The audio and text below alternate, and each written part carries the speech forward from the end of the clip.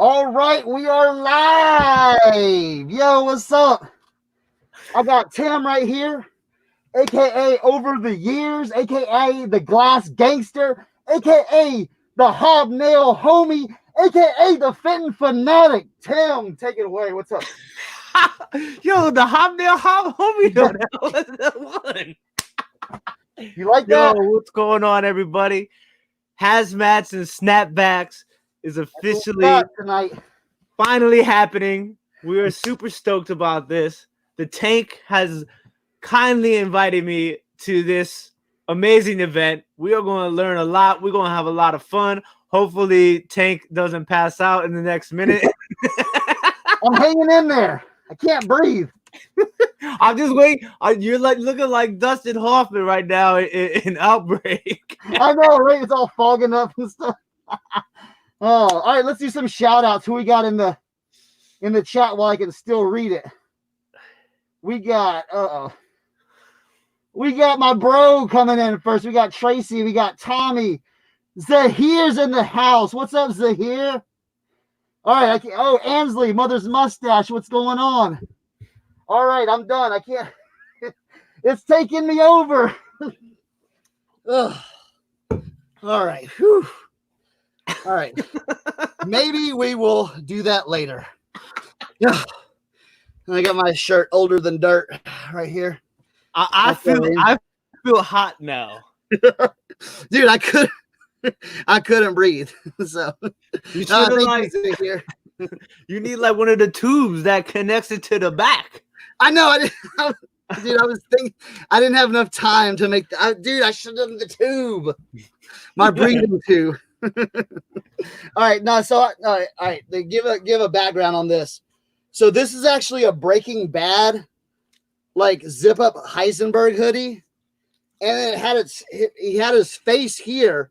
So I cut out his face and I took some plexiglass. And I dazzled that up in about 30 minutes. So yeah, Tracy, I just had it laying in the basement. So Harry, what's up? Harry missed the best part. I might put it on later. See if I can last on a little bit longer. So tonight we're gonna be talking about hats. So we got hats galore. Las Vegas Thrifts, what's up? So Tim's got some hats behind him. Dude, I've got hats on. Let me move the hazmat suit. I've got hats for days.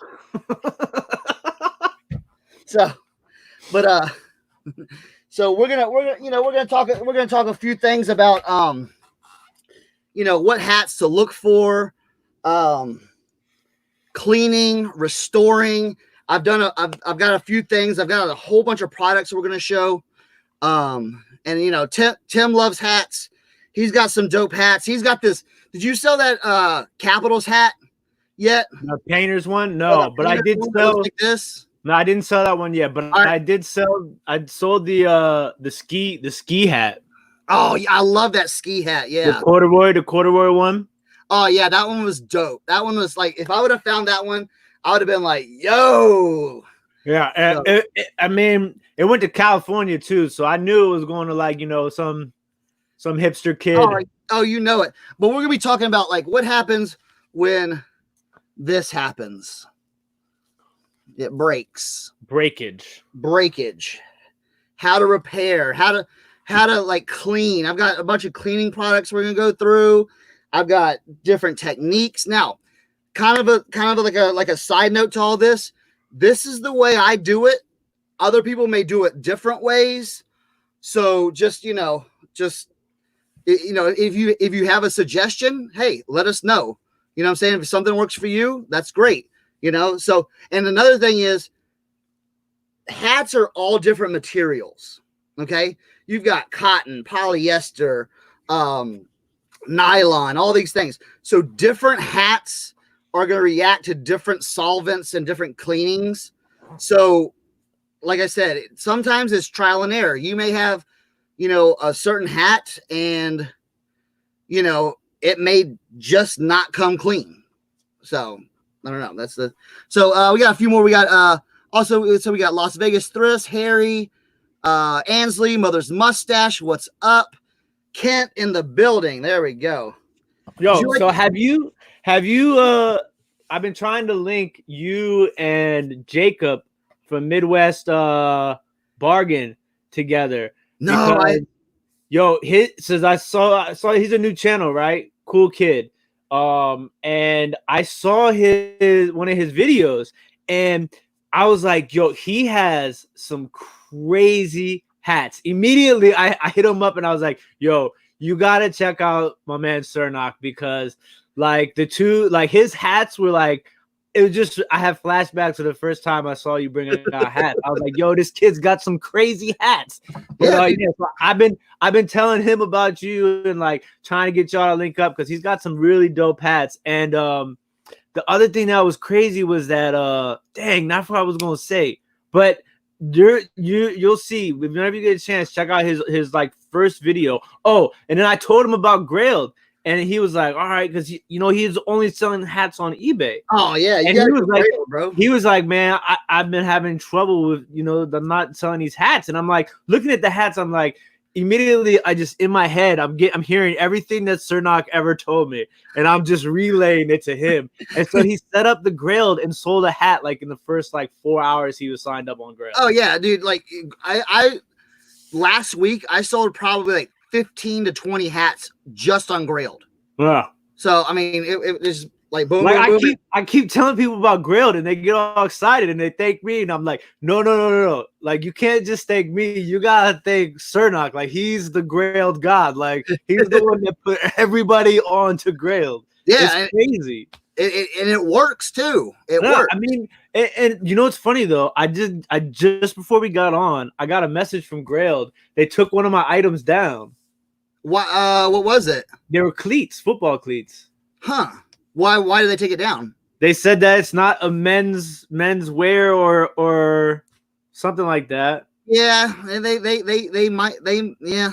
They said Grailed is a marketplace for menswear and menswear related items. Your item is neither of these and is therefore not an item we allow to be listed on marketplace. Huh? That's very interesting. And the thing that's funny is that the first thing I ever sold on Grailed was a pair of cleats. Not the first thing. It was one of the first things I ever sold was a pair of cleats. Maybe they're getting a little more restrictive. You know what I'm saying? Yeah, but I did sell a vintage Winnie the Pooh hoodie for $69 today. Right? I was like, crazy. Oh, Andy says he's got that neon Barks hat too. Look at that. That's a sick one right there. I know. I love this one. I got so let me ask you, when you list something like that, right? Yeah. What do you say? You say vintage, snapback. So I would say vintage 90s, Barks root beer, neon green, roped. So that's what I was trying to get at. I wanted to see at what point you put roped in there. Yeah, roped. And I would call it, I mean, sometimes I call these sometimes I call them trucker hats, but sometimes I'm kind of like, whatever.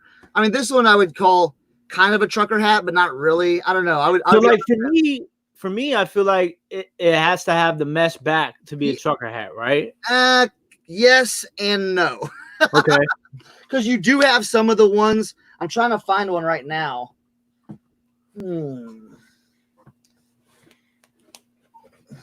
Some of them have like the full foam. Have you ever seen? You've seen those, right? That have, like, yeah. I see. I still call those trucker hats too. Okay. Because they still, yeah. But but like something like this might sell on eBay, but this is gonna sell on Grailed way faster, way faster on Grailed. So, but I think I haven't listed this one yet because it's got a stain on the back. See that right there? Yeah.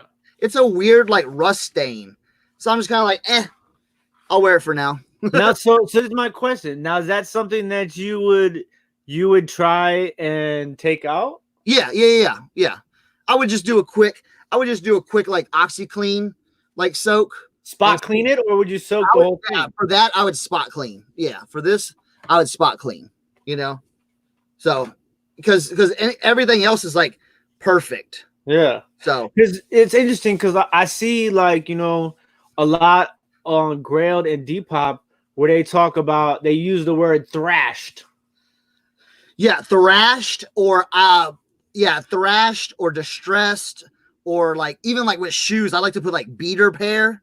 You know what I'm saying? So I remember you saying that. Yeah, dude, like trash would be, but again, every hat has its own story. You know what I'm saying? We're gonna rage, you know. Like that right there just reminds me of a drunk white kid on the boardwalk. Yeah, right. Why not? Drinking a Bud Light. Yeah, exactly. But then now I'll show you some of the hats that I just cleaned. Now, okay, so I did a white hat. So when you have different hats and you want to clean them, say you have like 20 hats you want to clean. Okay, you were telling me about, you know, the hats you wanted to clean. There you go. Tracy said roached. Tommy said, what's older, this hat or dinosaurs? That hat. So when you do your cleaning, you want to pick materials that are like the same. You know what I'm saying? You don't want to mix it like a nylon hat, or you don't want to mix like a color nylon hat with like a straight up like white kind of hat, because it may bleed. How do I know what the material is? They don't say it on the inside on the tags all the time. I mean, you can tell, like, you know, something like this is a more cotton fibrous, you know, and something like this is more of a, you know, polyester nylon type thing. Okay. So, you know, but yeah, like I did like all these white hats. So I have like this one and this one, and I have a few other ones back here that I did. Josie's in the building. That I cleaned up. Hey, Josie, what's up? But like this one right here. Okay, so see this one right here? This one had like, all right, so see like the inside. I didn't get the inside totally clean, but this right here was just a band like all right here. I almost threw this hat away because it was so dirty. But I cleaned, you know, in my whitewash, here's some ingredients. So y'all can get out your notepad, okay? Class is in session, right, Tim? So I use a little OxyClean odor. Now this one has like the Arm & Hammer, and it's got Arm & Hammer OxyClean plus the odor blasters. So that's you know, you're taking the smell away. You got the OxyClean, but then I throw in a little more OxyClean. You can get these at the dollar store. These are like $2 or $3 at the Dollar General. Works probably the same. Then a little bit of Dawn dish soap right here. Okay, now so what the Dawn dish soap does is it takes the grease out of it. So what I like to do, so say, all right, this hat right here, I was showing you to Tim. Look how crisp that looks. Okay, this hat was dirty. This hat was browner than brown. Okay, now when you have like a dirty inside, take a little, now that's from your head. That's from grease, you know, from your head. So if you take that Dawn dish soap and just take it and just kind of like rub it in right there and just let it stay, and, you know, like let it sit for a little bit. When you do your soaking, that Dawn dish soap is going to pull like that grease out of it. So that's a good thing. And then, and you can't go wrong with this for your heavy duty stains.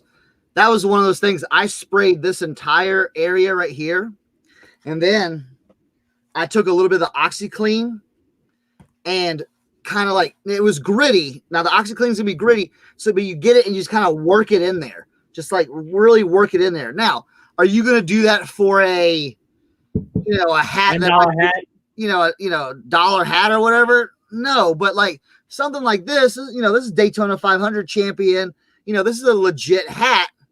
So, you may want to clean this. Now, something like this, I'm going to do something else to this. Something like this that's kind of like dirty and like you kind of like don't want to mess with. I'll show you what we're going to do with that. So, all right. So we got a few more people here. Let's say hi. So we got Josie came in. Gay, what's up? And then Brad, what's going on? Brad's here. So you like that background, Brad? Yeah, we got that. Now those aren't my hats. I found that hat.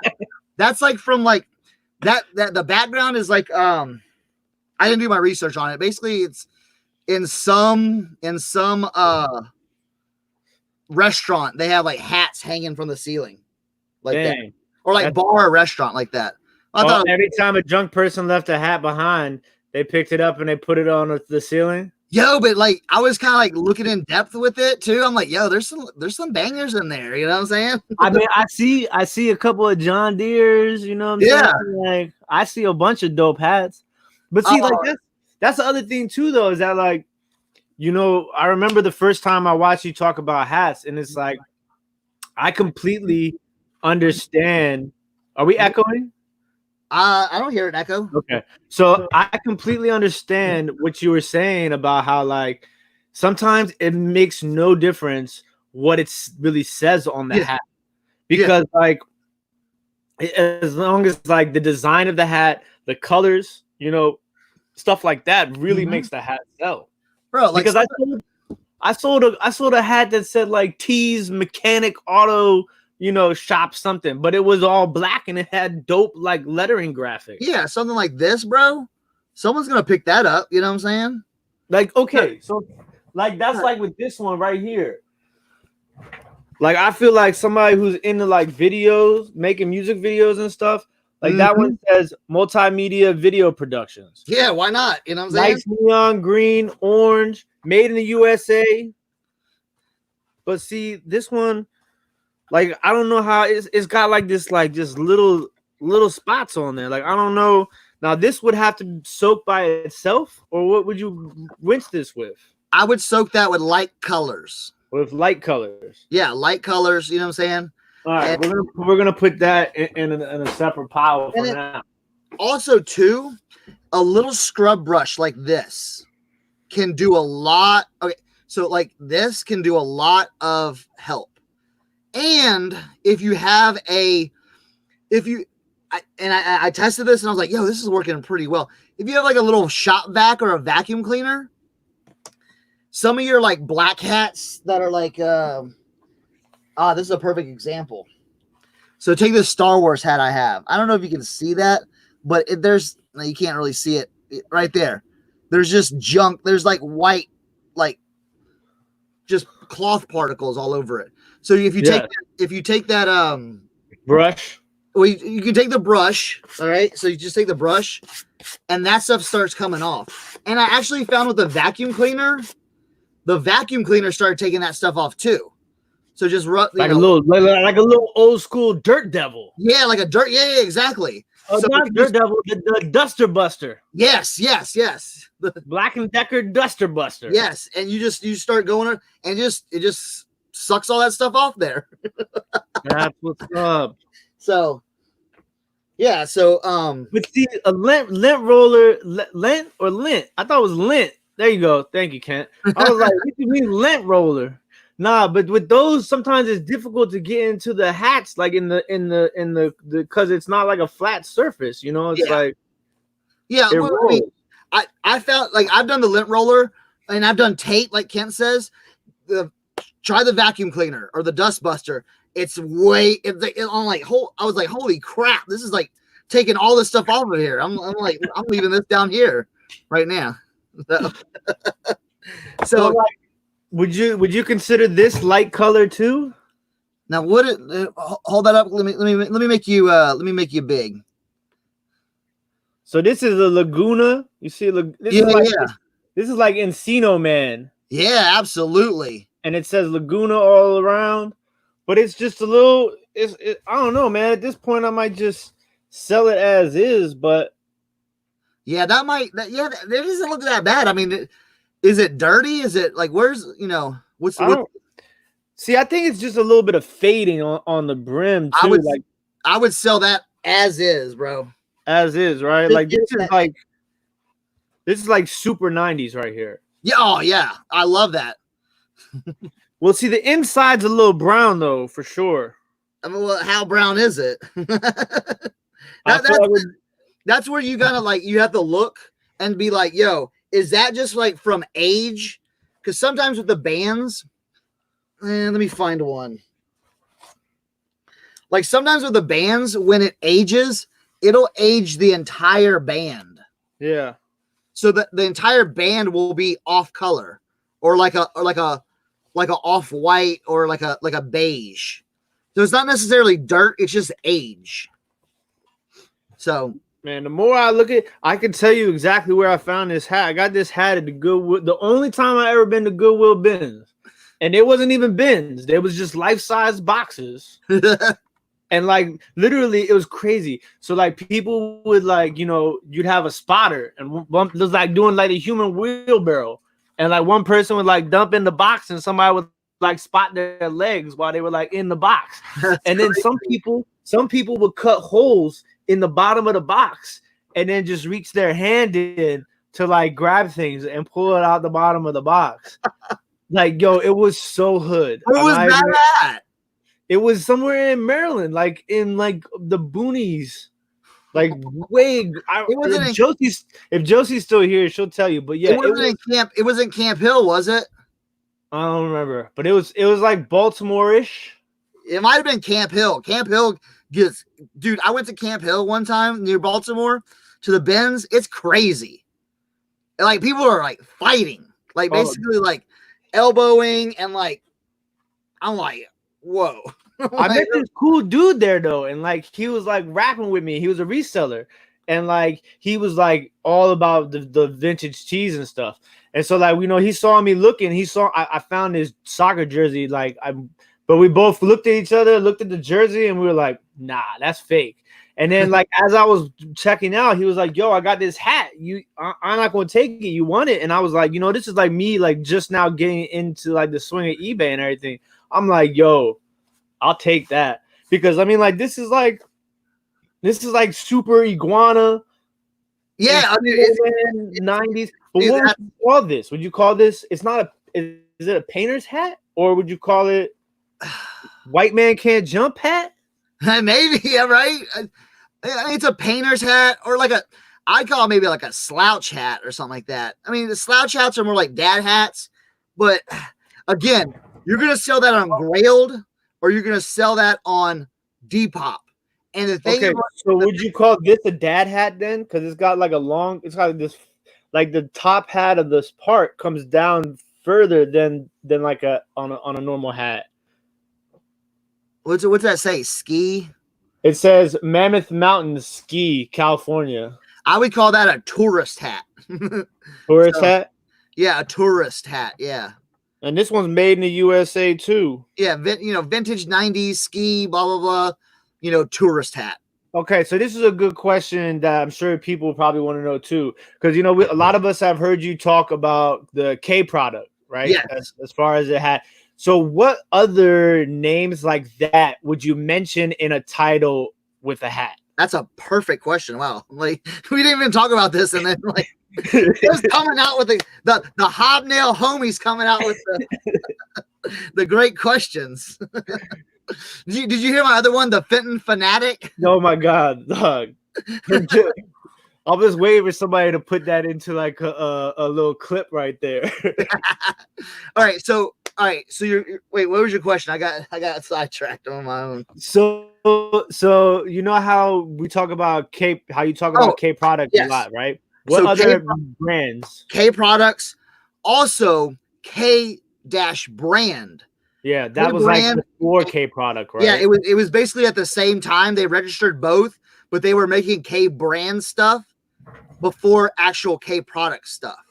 Now, all your K products, or most of your sought after K products, K brand, also Louisville Manufacturing Company. It'll say Louisville MFG CO period. Okay. And usually those are going to be found on the snaps right here. You're not gonna have a regular hang tag. You're gonna have a snap right here. You're on your snapback. It's gonna have it right here. Yeah, because most of the time, the ones that I see, only time I see something on the snapback so far is when the Made in USA. Yeah, yes, you have big Made in the USA. Sometimes it doesn't even have a brand, but your K products, K brand, and your Louisville Manufacturing Company are like the main ones you want to find. Now, let me I'm jumping ahead here, but let me find All right, so if you see that, you're not gonna be able to. I see it. See that where it says K brand? Yeah. Right there. And then let me see if I can find. I just had a K Products one. I was showing somebody. Oh, here we go. See that right there? Yeah. So wait, before we continue, do you have like a bucket of snaps? Yes. Yes, because now listen. Now this is important. This is part of the process. Okay. Not all hats are going to be salvageable. Okay. You're going to have those hats that are just like, holy crap. Like, look at this. But if you amass enough of them, you can start taking them apart and selling those parts or reusing those parts. Okay. I've got a buddy in Richmond, Virginia. He's if you want to see some awesome stuff, Hypodelic. All right, Hypodelic on Instagram. Dude, like, makes hats out of like vintage jackets, vintage polo gear, things that like have like a stain on it, and you're like, I can never get that stain out. He'll cut it all up and make sweet hats on that. So if my man Kent's going, he's getting all my info on there. If you can find Hypodelic on Instagram and put that in there. Yo, he's got a huge following on Instagram. You see the hats though, right? Oh, that JanSport hat he made. Oh yeah, it's you know what? Let me see if I can. Let me see now. Okay, so we're gonna do something right here. We're gonna do it live. Let's do it live. All right. So say you have a hat like this. Okay. Now this one's got some issues.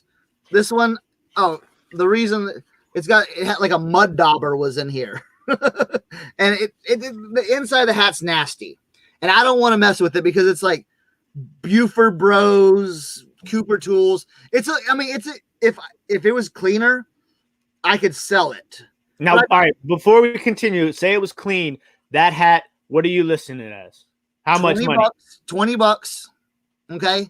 And so $20. I always think about $20 Grailed Depop, and that's with free shipping. This would be $14.99 on eBay plus $4.99 shipping. Gotcha. Okay. But for the sake of my viewers, the sake of you, Tim, we're going to deconstruct this hat tonight. So now, so if you have hats laying around that you don't want to sell or they're dirty or you don't want to mess with them, here's what you do. So to get the snapback out, all right, the snapback is basically either stitched or glued right here and right here. Okay. So I have like a little ring razor. Oh man, that's badass, dude. Bro. These are awesome. These are awesome. It gives you precision. Okay. Gives you a lot of precision. So if you take this and you'll see the stitch. You just take it and run along the stitch. All right. And then take this and go on the other side and run it along the stitch.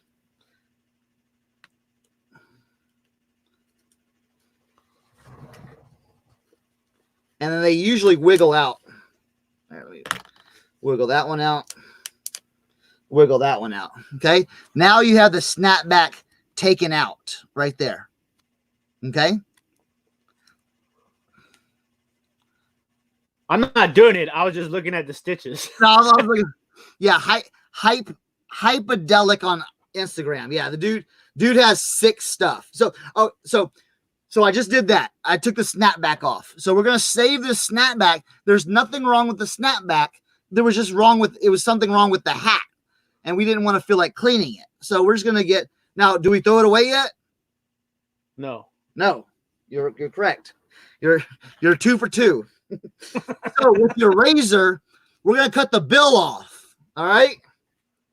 So if you take your razor and then there's a seam right here, you can't, right here. You see that seam? Yeah. If you take your razor and just start like slicing right there. All right. Just don't Now the thing is with the brim, don't worry about cutting too much, but just take your razor. Your razor is going to be sharp enough where it's just cutting those threads. You hear that? It sounds like a fart almost. So I'm just going to cut that. All right. So we got that like open. Okay. Now this has a rope in it too. So I like to save the rope too, because rope tats are pretty sweet. All right. So we save the rope and we save the bill. Yo, we're like stripping hats. Yeah. Yeah. So the bill's gone. It's a chop stop. And then all that's left is, like there we go. You know what I'm saying? You can, dude, I might just start selling these. No brim, bro. That's that new style. You look like you're about ready to go into surgery, bro. I might have to with my hazmat suit. That's one of those doctor hats. Dude, we might have to put the hazmat suit on again, just for everyone that didn't see it for the first 30 seconds of the video. We got 17 people watching. Don't want to disappoint them now, right? No. All right, let's see if this will go on with the hat. All right, hazmat suit on. There we go. I can breathe a little bit in this. So we got the hat. So we got the bill. We got this, and we got the snapback off of it. So I have those all in a box. So here's my bills right here. Okay. You should put a rubber band around those and flex on Instagram. Yeah, right. Yo, I got a stack of bills. So also, can you hear me? Can you hear me, Tim? Yes. I feel like I'm yelling inside of a fucking. Also, if it has like patches on them, I cut those off too. All right. All right, I gotta get out of this. Oh, I'm dying. All right. So for the people that weren't here at the beginning, that was for y'all. Oh. So yeah, I cut the bills off. I cut the patches off too, because my brother Michael, he might still be in the house. He showed me an auction where they were selling patches, and then they were selling the snapbacks too. And they got, some decent money. I mean, it was like 25 patches, 4 snapbacks. Now there were some rare patches in it. There was like a Matt Chuck's patch in there, but it was like $50. I mean, the auction sold for $100, but it's like, yo, like those patches and those snapbacks sold for that much. Now, like, what if you found a dope hat with a broken snapback? Like this one? Yes. That's a really fly hat. Like, I like I was like, yo, this one's sweet. Let's see. Now I have this little bin right here of hats that I want to repair. Yo, check out this Wyoming jump. Oh, that's fly. Right? And then also I got this one. Check out this one. Chassis by Deere, powered by Ford. Now here's the issue, or here's what I'm not sure of yet. Now, like I said, I know a lot of stuff. I'm no expert. I try to give as best as opinions. This had a K Products snap on it that was broken. So I'm going to replace this with the K Products snap that I've taken from another hat. Because, bro, chassis by Deere, powered by Ford, trucker hat, K Products. That's like a $50 hat, right? Yeah, dude, this is going to be a $100 hat. Really? Yeah. By the end of it, bro, K Products, John Deere, and Ford all together with the patch. Yeah, now I will mark it as $100. I'll take a $75, offer, you know what I'm saying? Or maybe a $60 offer. But do you know how to fix the snapback yet? Oh, we're gonna talk. Yeah, bro. Well, let's go. You just deconstructed. Let's reconstruct. All right. Well, all right. I don't want to do Okay. That one. Yeah. I don't want to do that one because I kind of want to have like a clean head, you know. Yeah, exactly. We'll do this hat. Okay. Now, I was like, yo, this is an awesome hat. I took it out and it was like crack. Let's see if you can see that. I can see it, yeah. Yeah. So I'm just like, oh man. So I threw it in the pile because I'm like, yo, this is a legit hat. All right. So we're gonna find a red snap. I like this one. Okay, we're gonna see. Let's see.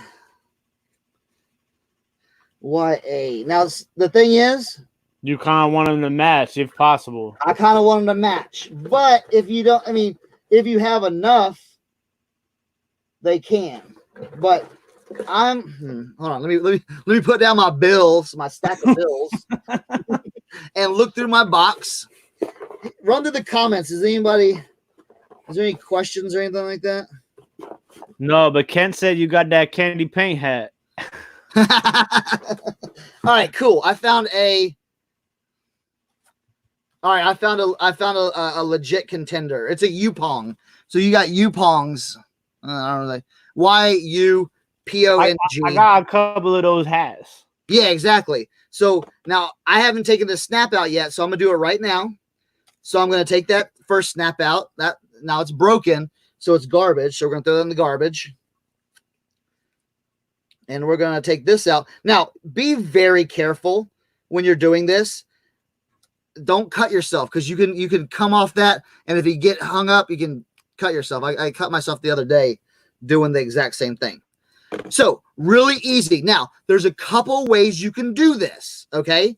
There's a couple ways you can do this. Again, my techniques aren't always, what everyone else does. They're not necessarily FDA approved. Well, no. Someone may do it. I'll tell you why. Okay, so I've got the snap. The what are we gonna call this? The Yupong. The Yupong snap. The donor snap. There we go. The donor snap to go on here. Now, your first thing you want to do is you want to line it up. Just kind of like do a test run. Just be like, all right, I want it to line up here, and then I want this to line up here. And there's usually like some grooves right here that you can kind of line it up. And then from where the grooves are is where your tab is at, where you're going to put your glue. Okay. Now, again, I don't have a sewing machine. My girl, Stacy, I wish she was here. My girl, Stacy in Texas, she could, if you got a sewing machine, do it up. But I ain't got a sewing machine. I'm not that handy with a sewing machine, but if you have a sewing machine, you can run a bead right here and be done. And then you put in the other one, run another bead and be done right here. Okay. But again, not everyone has sewing machines. Not everyone's sewing machine capable. So there's two other options there's two other options that I like. One, you can do a hot glue gun. Okay. But I don't like the hot glue gun. I don't know. I'm not a big hot glue gun guy, but I use super glue. Okay. I feel like super glue holds stuff together a lot better. Like Gorilla Glue? No. Okay. So the super glue I like to use is the Loctite super glue gel control. Okay. Because the gel control is jelly. But it, you can put it on there, but it doesn't set right away, and then you can move it around if you make a mistake. So that's Loctite super glue gel control. Sounds like deodorant. So one of the main things now, Tommy, duct tape can work, but that's gonna look super like awesome. All right. The main thing you got to do when gluing your snap in, don't make this mistake. Like I said, do a test run. Know where you're going to line it up. You would hate to turn it this way and have it snap backwards. So again, where they say measure twice, cut once. You could just type in reverse snapback. Right. All right, so we're gonna do this. We're gonna do it live. Now I used a lot of super glue. Okay, to be honest, I used a lot of super glue on my hazmat suit. So we're gonna do this one time, and hopefully I have enough super glue. All right. Oh, another thing too. Sorry, another thing. Like I said, do the dry run. Make sure you know where you're gonna put your. Okay, now I don't want to put super glue right here. I want to put super glue on the back side so it glues to this part. Okay. So now I take it out and I'm like, all right, I'm going to glue this part right here. Okay. And the thing is, it says Yupong right here. So I know it's going to be the right way. You know, it's like, okay. So we're going to put a little dab of super glue here. Again, the gel, it's a little jelly. You know what I'm saying? So, all right. So we've measured twice. And then we're just going to fit that right in there. Okay. And then just with super glue, you just hold it for a while. You just hold it for a while. Okay. Now this, I like to hold for like 15 to 20 seconds. Okay. Now the thing is, am I going to mess with it? Now I'm putting a pretty good pressure on it, just holding it in there. And then we're going to do the next side. Now, am I going to test it right away? No. I'm going to let it sit overnight to let it cure. So, I mean, it'll cure soon, but. All right, that one's in there good. Now, again, we're going to put a little bit of super glue on this side now. Damn, that's some real deal super glue. It's already good. The Loctite doesn't mess around, bro. That's now like the thing is, super glue. Now the thing is, I've put super glue on the like a little box right here, so it's just not one little. You know, I've covered it. So slip it in there, make sure it's straight, and then hold it. All right, let it marinate, right, Kent? Yeah, we're gonna let that marinate a little bit. All right, so we took this hat. So it was a broken. Now the thing is, also make sure your donor snap is worthy of being a donor snap. Don't cut one off and then it breaks, you know, the next time. So, you know, test your donor snaps before you do this. So, and I think we're good. Like I said, I'm going to allow that to sit for a little bit, but brand new, dog. Brand new. New hat. Cernoch. New hat. Who dis? You know what I'm saying? that is phenomenal. Now, if you have, like I said, now if you like hot glue gun, you can hot glue it, but do the same technique of hot gluing it where it's supposed to go. You know, hot gluing it like right here. And just like I glued it, you know, not messing around. Like I said, I'm gonna let that marinate for about, you know, a day, and then come test it again. You know, make sure it held. Now, again, like I talked about hats, different materials, different, just all kinds of different stuff you're gonna come across. Is that gonna work every single time? No. Okay, you just gotta play around with it. If it doesn't work, well, you know what I'm saying? You tried, but it just doesn't work. Now, yeah, and I mean, I'm sure there's other people out there doing it too that might buy it as a project hat. Yeah. Oh yeah. I bought this. I bought this as a project hat. They said, oh, it's got a broken snap. I paid $20 for this hat, knowing that I'm gonna make my money back, and knowing that I'm capable of doing that to the, capable of restoring it. That's what I was trying to say. Yeah. So it's pretty amazing stuff. So yeah, and then you have I mean, it looks legit now. I mean, it's snapped in there. It's legit. So again, if you have enough donor ones, like I said, I have a lot of hats. You may, some people may, you may not run across that red snap that you need, but you put it in your mind going, you know what? I need a red snap. Yeah, I mean, like it completely changes the way that you were probably looking that people will look at hats because it's like, yo, if you at a yard sale, right? You see a hat for $1, you know you got a hat back at home that's the same color with a broke snap. You're like, yo, I could pick that up. You know what I'm saying? Take that snap, put it in another hat, and then bounce back. That's a nice little Steve Spurrier visor you got there. You like that Washington Capitals? Capitals, my man. All right, so I look at this bullets, Joe. Woo-wee. Now you gonna play dueling hats, bro?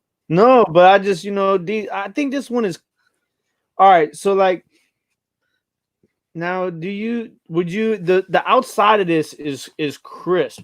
Okay, so let's talk two things real fast. Okay. First thing we're going. First thing though. Oh, that's the bullet. Oh! Who made that? Now, okay. I'm flexing a little bit. See, this is how people do it on Instagram. They flex with this shit. But look at this. I was like, shit. It's 47 brand. It's not vintage. It's a hardwood classics. Okay. So it's a repop. So I'm like, damn it. So this is old. Cellular one. So this is like a promo hat. Yeah, that's a promo. So you would go in, first 15,000 people. Yeah.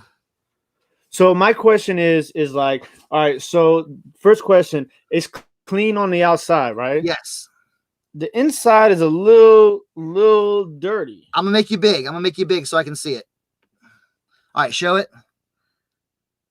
So the inside's a little dirty. Yeah. Right? Yeah. You try and clean that, or you just sell that? I'd sell it as is. Okay. So my second question. Look, you see how this is? Yep. Okay. So what happened is it got pancaked. Okay. So whenever you see, I just had all right. So like my bolt. Right, let me pop me back on. Oh wait, hold on. All right. So see, my bull's hat has that same thing. See this crease right here. So basically, what happened was pancake. Okay, this is how I found the hat. Like, crap, it's got pancake. It gets you, you have these little side bulges here, like right here and right here. So you have I see the side bulges. So what you're gonna do with that hat, and I was gonna do this tonight, but I didn't want to bring water into the basement. So I was like, you know what, Kent, I appreciate you hitting up some links for us. For everyone, the kind of what we're talking about. So what you're going to do is you're going to do a hat dip with that. Okay. And it's really simple. You're going to take that hat and you're just basically going to run it over hot water and soak the hat. Okay. How long do I just immerse the whole thing in hot water? Yes. The whole thing, except, and again, I'm going back and forth because again, what people have to realize is every hat is different. Okay. So let me see that bill. How's the bill? Is the bill like sturdy? Yeah. Or is it cardboardy? No, I mean, well, it's all right. So it's not like as thick as like a new era. But it's not like too flimsy. It's got some nice. It's okay. It's got a little bounce. It's got a little bounce to it. So yeah. I wouldn't necessarily get worried about with your newer hats. I wouldn't get Krillin. What's up? Krillin's in the building.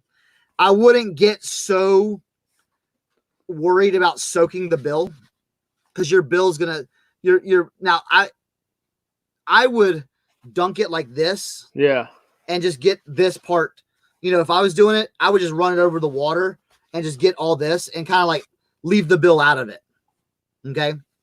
But if you get a little water on the bill, you're going to let this stuff dry anyway. And that's where there's there's a bunch of techniques on this now. One is getting your plastic bags, stuffing them with plastic bags, stuffing them with like bubble wrap or air pockets. Okay. Now, if you have a hat, what I call it, like a the pot. Yes, like a square hat. You want it like squared up. This is reminiscent of your 90s, like your 90s script hats. You know, like think back to Ice Cube wearing his Black Raiders hat. That one is squared up. So what you would do is you would get a little pot, okay, a little pot, and put it on there and then shape it. Like something you cook your hot dogs in. Yeah, exactly. Yeah, your hot dog pot. Yeah. Not that pot, but your hot dog pot. And yeah, you would shape it, okay? You would shape it and you would keep like finessing it. Yeah, high crown. There you go.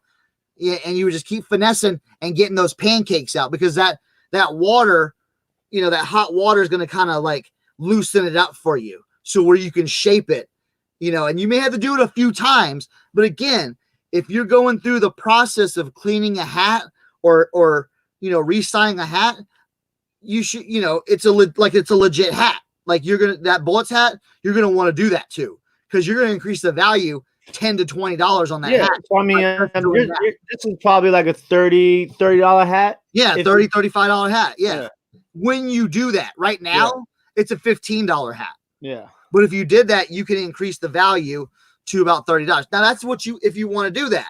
Yeah. Some people may not want to do that. But now see, this is my other question. So I hear people talk about hairspray and I hear people talk about balloons. I got you, bro. That's what all right. So yes, balloons. Tommy Bernhardt, he loves doing the balloon technique. A balloon technique is perfect, say for the Star Wars hat. Okay. You blow up a balloon and you just stick it in there. Okay. So say this was pancake. Now this one's not pancake, but say this was a pancake. You would do that thing too right there. So your balloons, or I have just like a bunch of plastic bags that I use that I just stuff in there because I can kind of shape it. I could shape it the way I want with the plastic bags, because the plastic bags have a little give to them. With your balloon, your balloons, one set, one size. All right, I gotta grab my charger. Be right back. All right, he's grabbing the charger. We're gonna talk about hairspray, and we're gonna talk about starch when he comes back. But again, materials that kind of like, if some people are coming in that I use to clean hats, your OxyClean, Odor Blasters, Arm & Hammer. I got some dollar store OxyClean. Definitely for your hard stains, you want to use your OxyClean Max Force. Spray it on there, let it soak. And then you want to use your Dawn Platinum. Now, for your colors, so I have a bunch of new era hats, okay? That have nasty like insides right here. Like they're really nasty. Like the hat's perfect, but just it's nasty inside. What I'll do is I will do a quick I will just take the Dawn dish soap and I will put it on the brim, or not the brim, but on the insides. So I'll just put it right here. Okay? And I'll just let all that soak in there, and I'll just rub my finger back and forth, and just get it in there, and then if you want to, you can do a little OxyClean too, like okay. So the Dawn and the OxyClean for right here, inside here, if that's the only thing, and then you can do a quick dunk.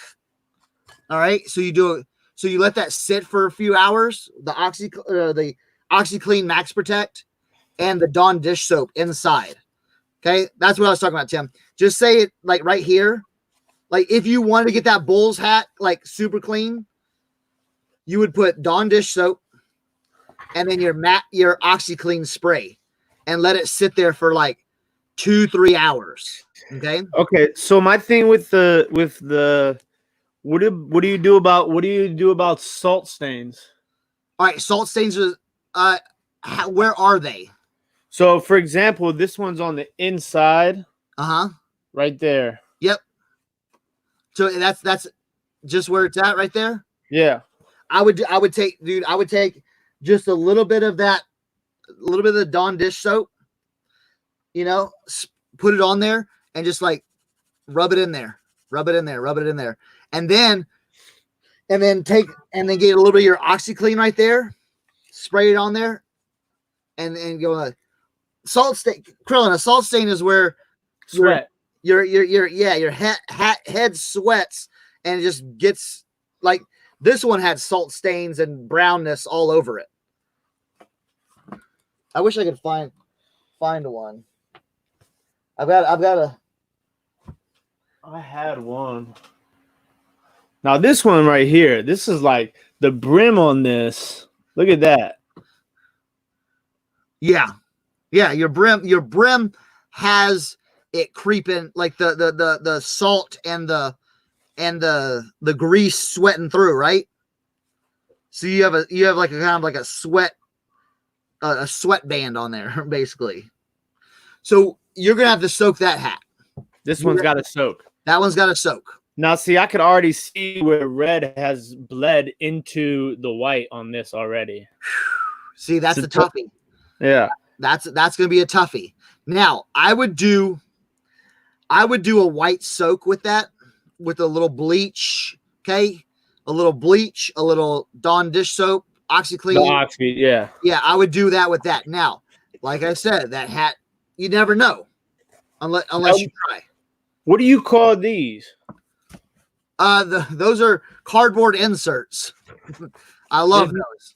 There's no like hat name for them. No, I don't know. No, there's not really a name for them.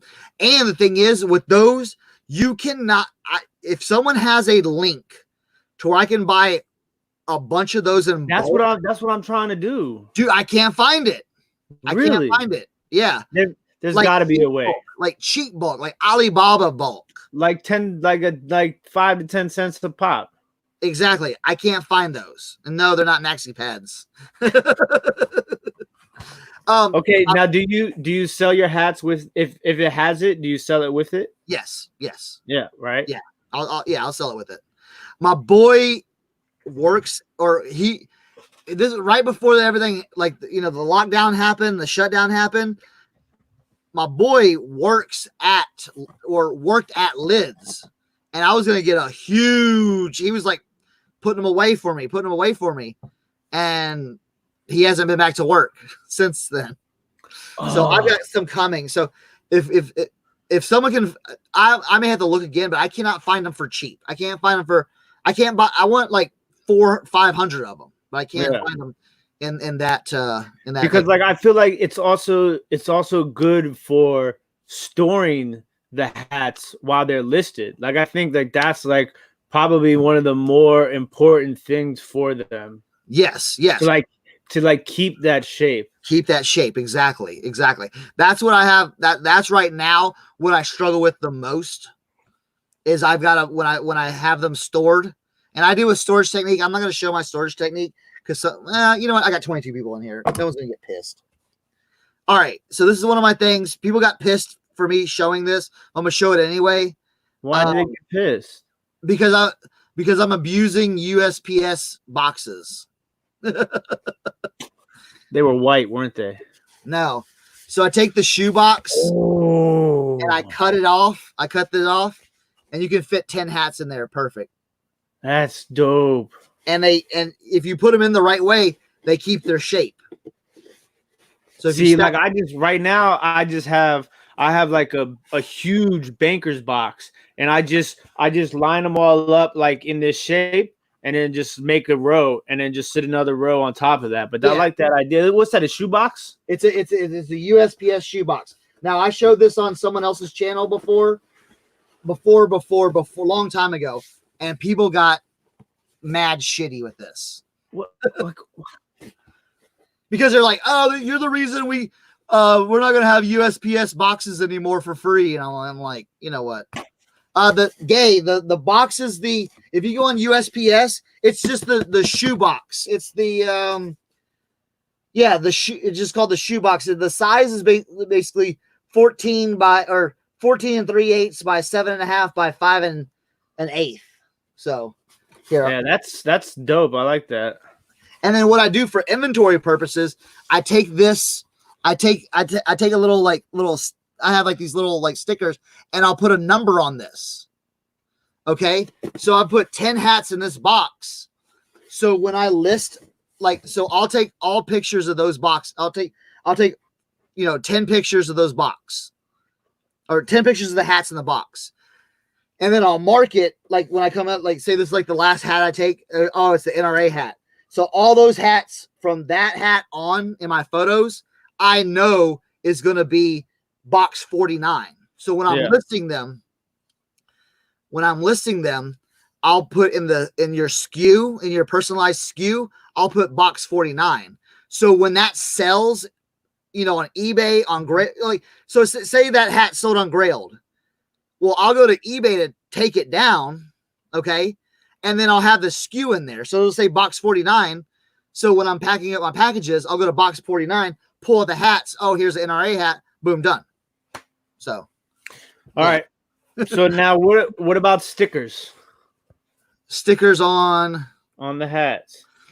Leave them. Okay, but what if they're dirty? Do you sacrifice the stickers to clean the hat? Sometimes the stickers will stay on. Yeah. Because I feel like this is a sick hat. Texas State Bobcats. Yeah, that is well, I went to Sam Houston State University. That was one of our rivals. I mean, the inside of it is clean. Like it's got the board in there. Like, all right, clean. So why would you clean that? The white on the top is a little bit dirty. Oh, damn. It just depends. It it depends because now I'm getting all my UPS box lives matter and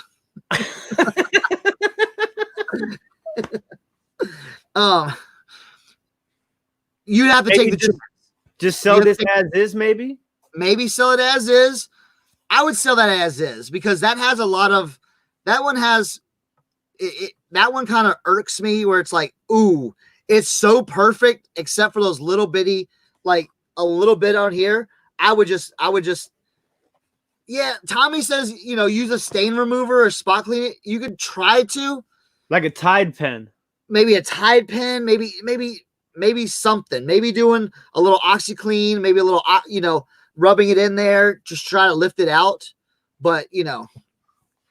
Because I mean, like this to me just screams dope. That like that print. Oh yeah.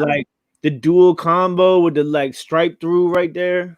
Oh, I remember when Adidas came out with that style. Yeah, those are sweet. All right. Yeah.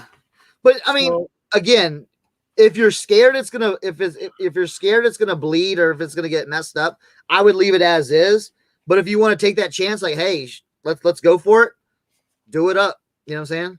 But again, I can't take responsibility. Yeah. I mean, So what are your thoughts on Mitchell and Ness hats? I love Mitchell and Ness hats. So like this is a dope Houston Rockets jump. I'm gonna need that. Oh, and like this one has like the Mitchell and Ness cardboard jump. It was funny. I was just watching. Who was I watching? Oh, we were watching Natalie. Remember? Yeah. Natalie was talking about Mitchell and Ness on one of her videos. Maybe because I watched another video, it just came on. I was like, all right, I'll just watch this. But Mitchell and Ness. So if people don't know what Mitchell and Ness is, just to kind of like educate everyone else, Mitchell and Ness is a sporting clothing company or sports clothing company that recreates vintage looks. Yeah, exactly. Yeah. So basically that hat, show that hat again. So basically that hat right there. Okay. Without that logo on the side. Okay. See that logo on the side?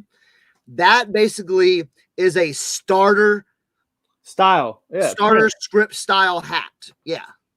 So they just repurposed that. So that's a recent hat, but that's dope. Yeah. Mitchell and Ness is a great brand to resell. I need a different hat. Yeah, Mitchell and Ness does very well for me. Very well. So like this joint right here, This is going up Last Dance. Yeah, there you go. There you go. I like that. I mean, that's a straight clean Jordan with the like Tennessee colors almost. Is that white and like nah, it's black? Like nah, it's dark gray and like or orange like or like a burnt orange almost. Oh, nice. Yeah. Yeah. Thank you, Kent. Kent's just dropping the links. Mitchell and Ness, go educate yourself. You know what I'm saying? So damn, some of these joints I thought was dirty ain't that dirty. Like, okay, for example, this LA joint right here. All right. The logo on this is 3D and it's velvet. Oh, wow. Like, you see how it like pokes out? Like, I it's love velvet. that. Yeah. That's wicked nice. And it's two-tone. Woo. And it's got the sticker on there, New Era. Yeah, that's good. I had this one's the same way, San Francisco, but it's a red and gray San Francisco. Damn, that's good. Those will sell, dude. Those will sell like crazy. Yeah. Those right, let me ask you this though. All right. So this is you know a Tommy Jeans hat, navy blue, right? Yeah. But like, look at the back. Okay. So you know it's like this, right? That's called a strap back. Yeah. But it's upside down. What's upside down? The Tommy Jeans. Oh, I don't know, bro.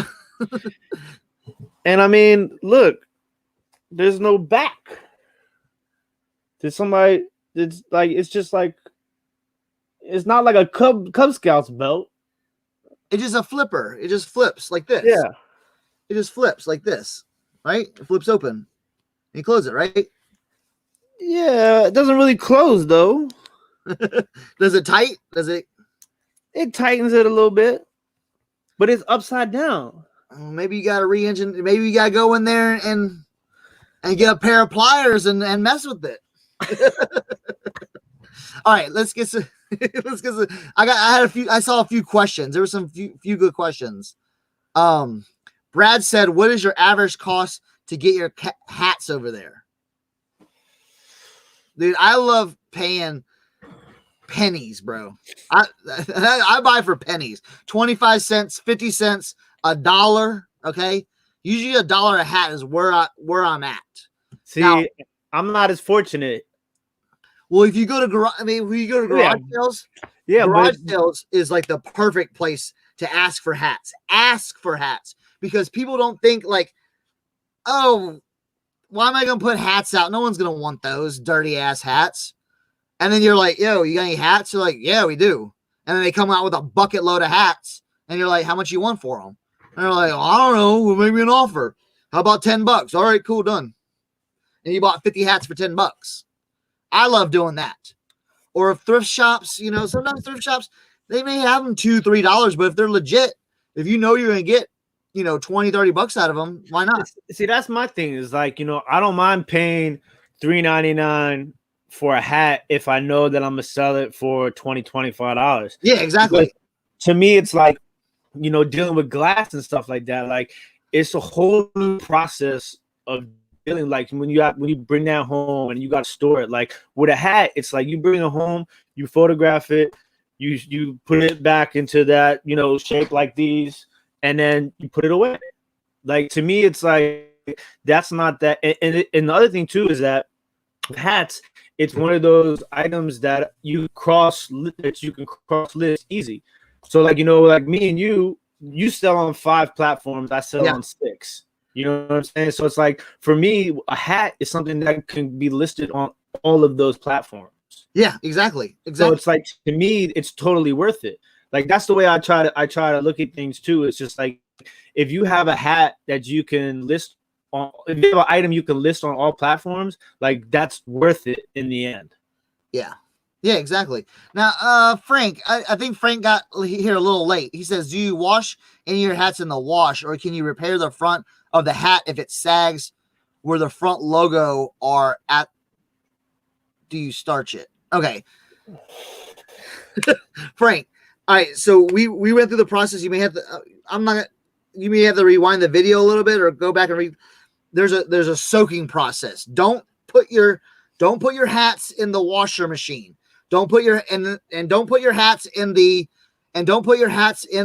dishwasher. Some people are like, yo, I heard you can put them in the dishwasher. It ain't gonna happen. So you get a here. Let me show you what I was. Let me move this over.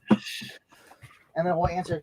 You want to get like a 25 gallon, like this is what I usually soak in my hats right here. This 25 gallon, and you fill it about halfway, put your products in there, your OxyClean and all that, your Dawn dish soap and all that stuff, and then you just let them soak.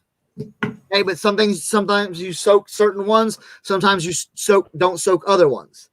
Beware. Here's a boom, boom, boom. Beware.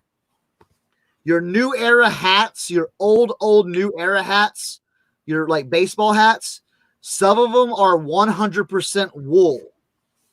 If you soak those incorrectly, they will fade and they will lose their color and they will so beware of that. Again, like I said, every single hat is different.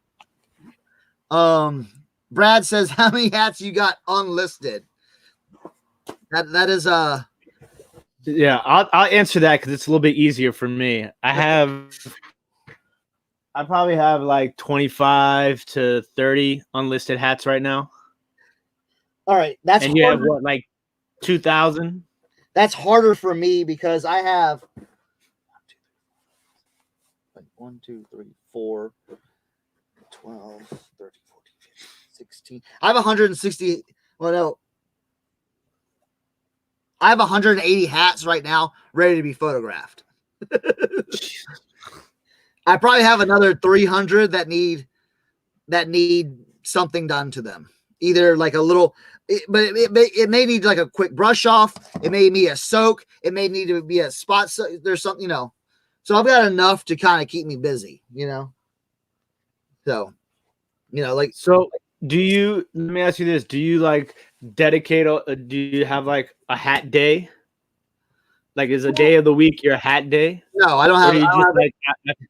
It's like tonight you're like in the hat mood, so you might work on some hats. Yeah, I get a bug up my ass and I'm like, yo, I'm gonna do hats. You know what I'm saying? Sometimes it's like, screw it, I want to do shoes or like something that's like, if I kind of go by trends, you know what I'm saying? If I'm selling a bunch of hats on Grailed and eBay, I may throw 40 more hats up.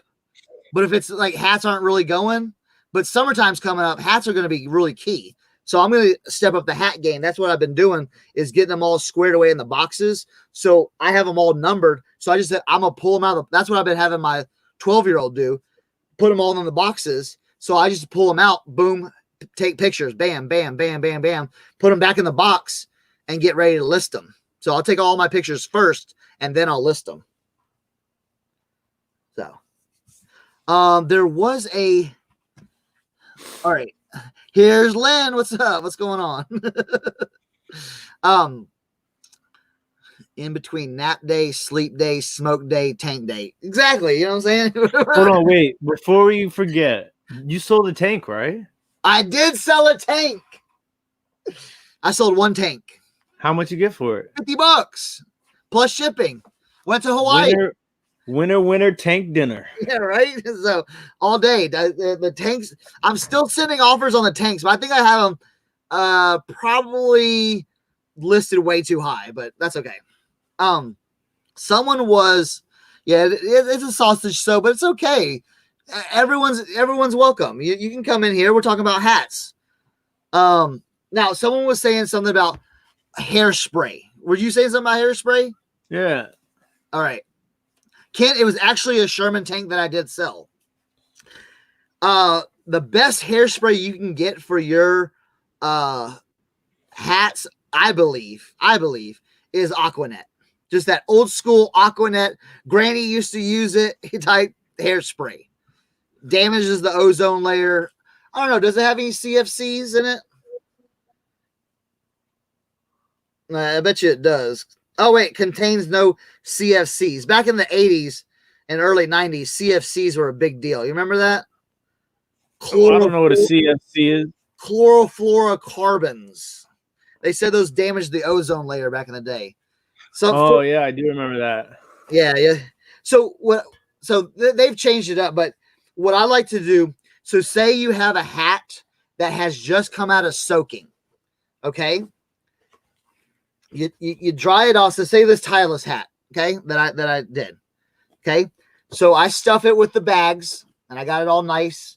And then what I'll do is I'll take it and I'll just do a nice little coat of hairspray. So dry or damp? Damp. You want it damp. Yeah. You don't want it soaking wet. You want it damp. So I would always say, like, pull them out and let them sit there. And about like 5 to 6 hours later, come in with the hairspray. And if they're sitting kind of where you want them, so say like this hat, for instance, it's sitting pretty, it's sitting nice. I've got, this was thick enough to where it kind of flattened out. I just came in just. Now, I didn't do it on the mesh because the mesh, I'll get to that in a minute, but I sprayed the front with a light coat and it's done. So, yeah, your Aquanet. Okay. Now, sometimes you want to use heavy starch. Now, again, it's different types of hats. It's different thicknesses. It's different.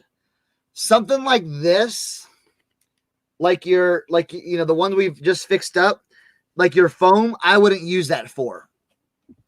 Now, something like this that has a little more density to it. Now, this had foam in it. Okay, this one had foam in it, but the foam deteriorates.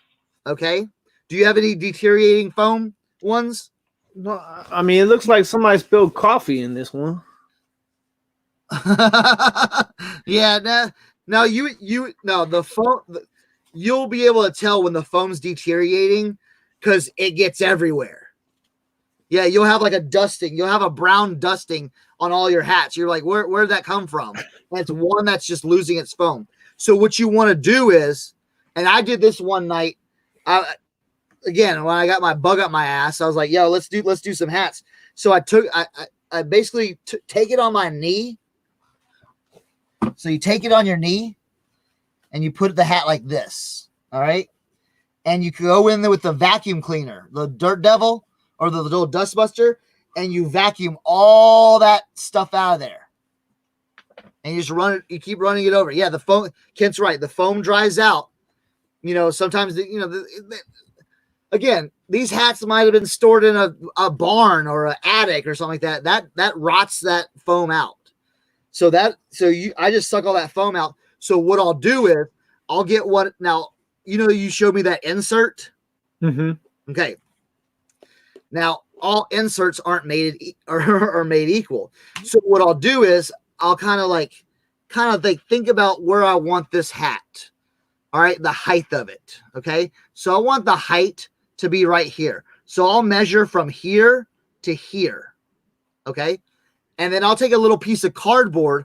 I'll cut out some cardboard, or I'll take out not thin cardboard, not thick cardboard, but thin cardboard, something like I use I have these poster frames that have big kind of like cardboard inserts in them. I'll cut that out and I'll put it in there. So I'll line it up, make sure it's perfect, make sure it stands up like that. Okay. So then I'll get the starch.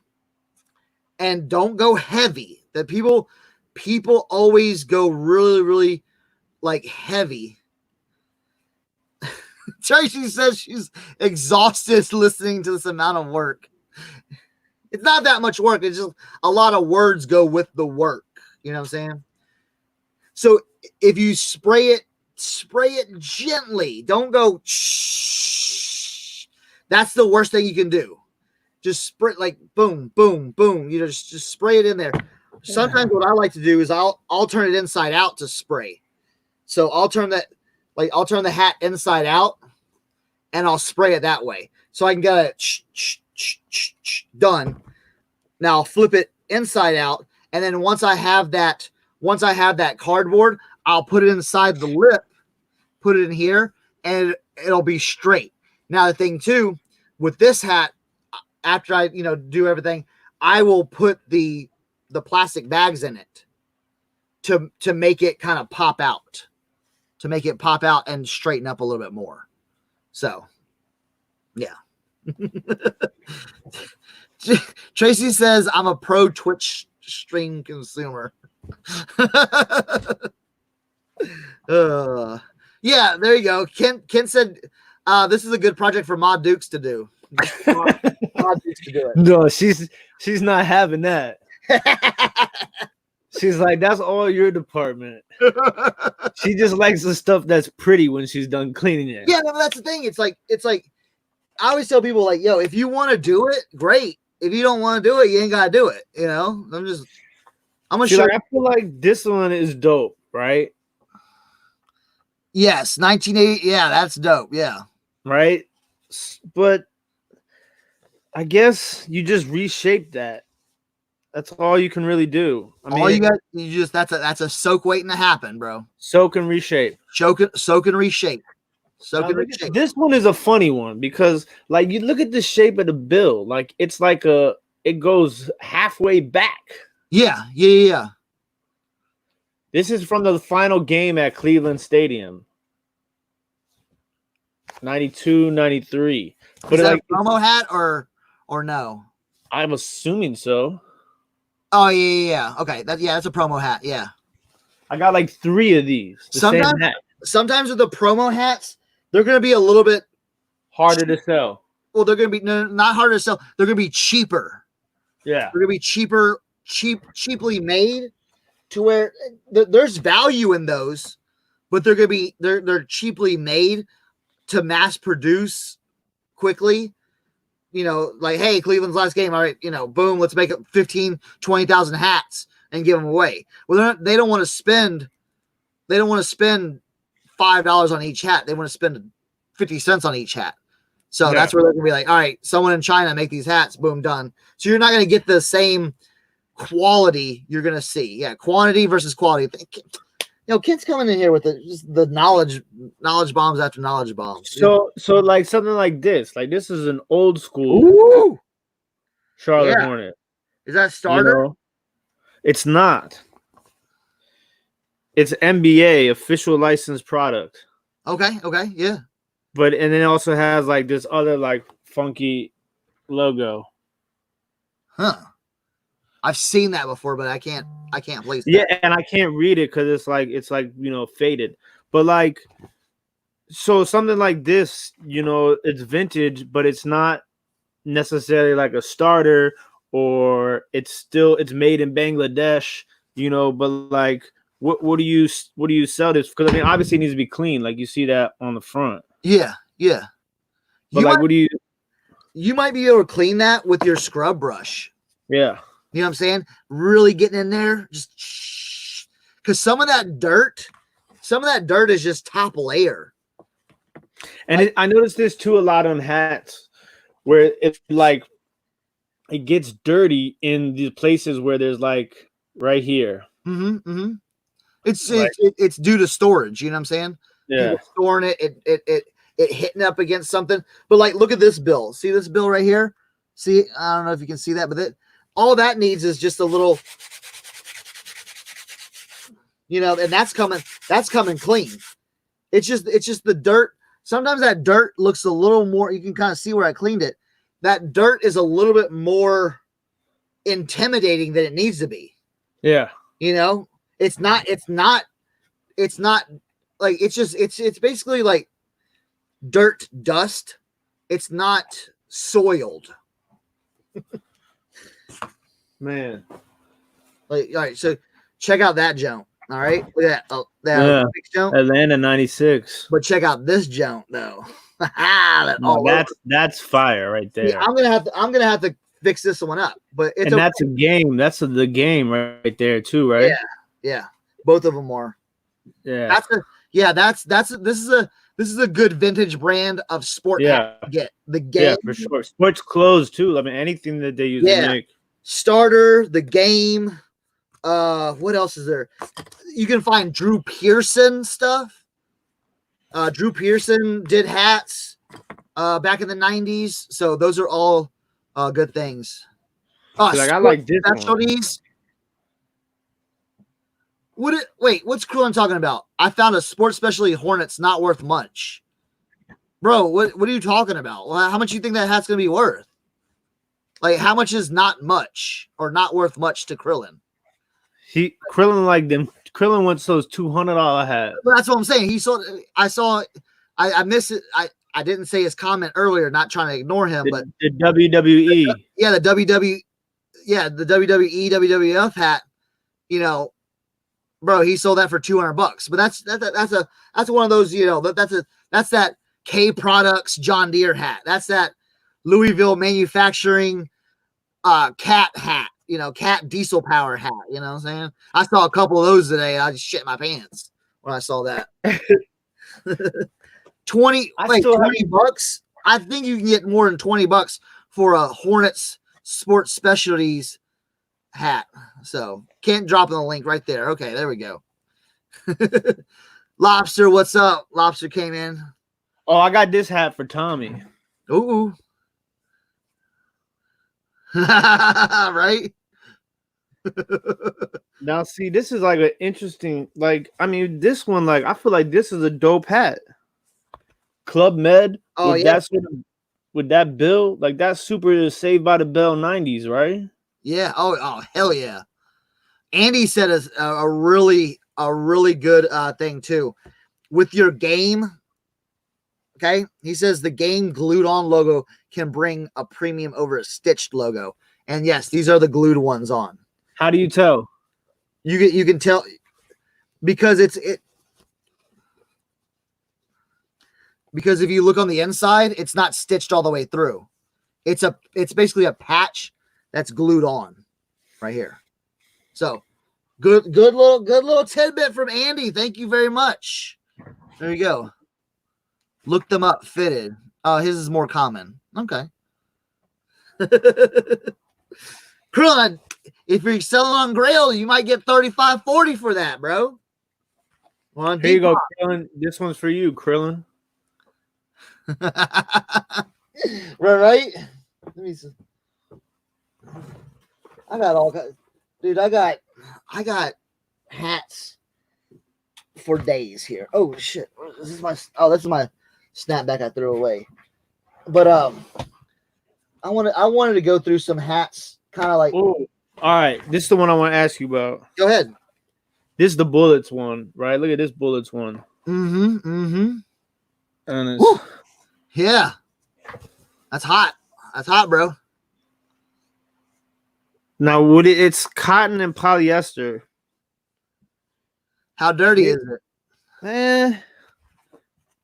I don't know. It's not like stained. It's just like, you know how like when you look at something, you like that's been sitting in the back of somebody's Corolla. Like that's kind of what it feels like. So what you would want to do on that? I would just do a brush to see if that brush gets that out. You know what I'm saying? Just get that brush. Because sometimes if you look at it, you're like, yeah, this is dingy. But then you hit it with that brush, like especially like in these corners right here. And you're like, oh my goodness, all this stuff's coming out, you know? Even sometimes those salt stains will come out too. Shit. So, I mean, it just depends on what you want to do. It just depends on how much work you want to put into it, how much you think you're going to get out of it, or how much value you think you're going to add to it by cleaning it. Yeah. I'll tell Krillin said I gotta find the Islanders hat. I had an Islanders hat and it sold on Grailed in like 4 hours. Oh yeah. Now so what about like when the inside of the hat gets like that? What was it just like all janky? Yeah, it's like it's wrinkled itself. Okay, then that's where. So with that hat right there, I would do a soaking and reshape. Okay. And then when you put your balloon or you put your bags or put wherever, make sure you put it on top and add pressure on that spot. And yes, I didn't mention that. When you put that in there, don't have them don't have it all messed up. Put it in there. Make sure that's all good all the way around, because the last thing you want to do is pick up your hat and you had something where it's all like janked up. So yeah. Some hats to look out for, sports hats, like kind of like these all over, like bill, stuff like this. Okay. This is a graffiti style that was very popular in the 90s. Yeah, those are super like. Yeah. This one's halfway restored. I don't know what I was doing, but I restored it pretty good. I just need to kind of finish it up.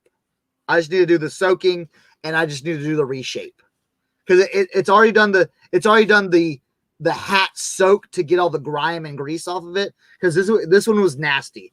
This one was like really, really bad, and I brought it back to life. I just need to reshape it now, and this is the perfect example of the stovetop technique, where you want it to just like be like that, be up there like that. So just have like a that high crown, that flat, that look like that. So I got that. Can't go wrong with corduroy, especially vintage. I know about that corduroy when I saw that. Dude, I love don't shy. Yeah. If you're watching this, don't shy away from corduroy. Corduroy does very, very well. Look at that Speed Weeks 89 Daytona. This is another one I gotta reshape and do. This one did have a little bleeding. Woo! I like that one. That one's nice. I like that one. Here's another style. If you find this out in the wild, any team, these sell pretty good. This style. Oh, like the shark tooth, or that's not the shark tooth, but it's kind of like same mentality. I don't know what they call this, but it's like, I call it the side diamonds. Yeah, the shark tooth it'll look like waves. Yeah. Like I got that Toronto Raptors one I have that's like that. Yeah. Now the thing is, with your shark tooth and your diamond ones, just beware. They're making repops of those already. Yeah, for sure. So just be everyone be aware of that. This is Logo Athletic Pro line. Okay. So any of that Pro line. That's good. That's good old school stuff. Definitely old school. This one may need a little bit cleaning in the, a little bit more spot cleaning inside. But yeah, definitely. I don't think I haven't done anything to this hat yet. So it's pancake. See, you'll find them flat like this. And this is what I call pancake hats. And that's where you get that. So you find a flat hat and you find those sides right there. That's where when you soak them, you bubble it out.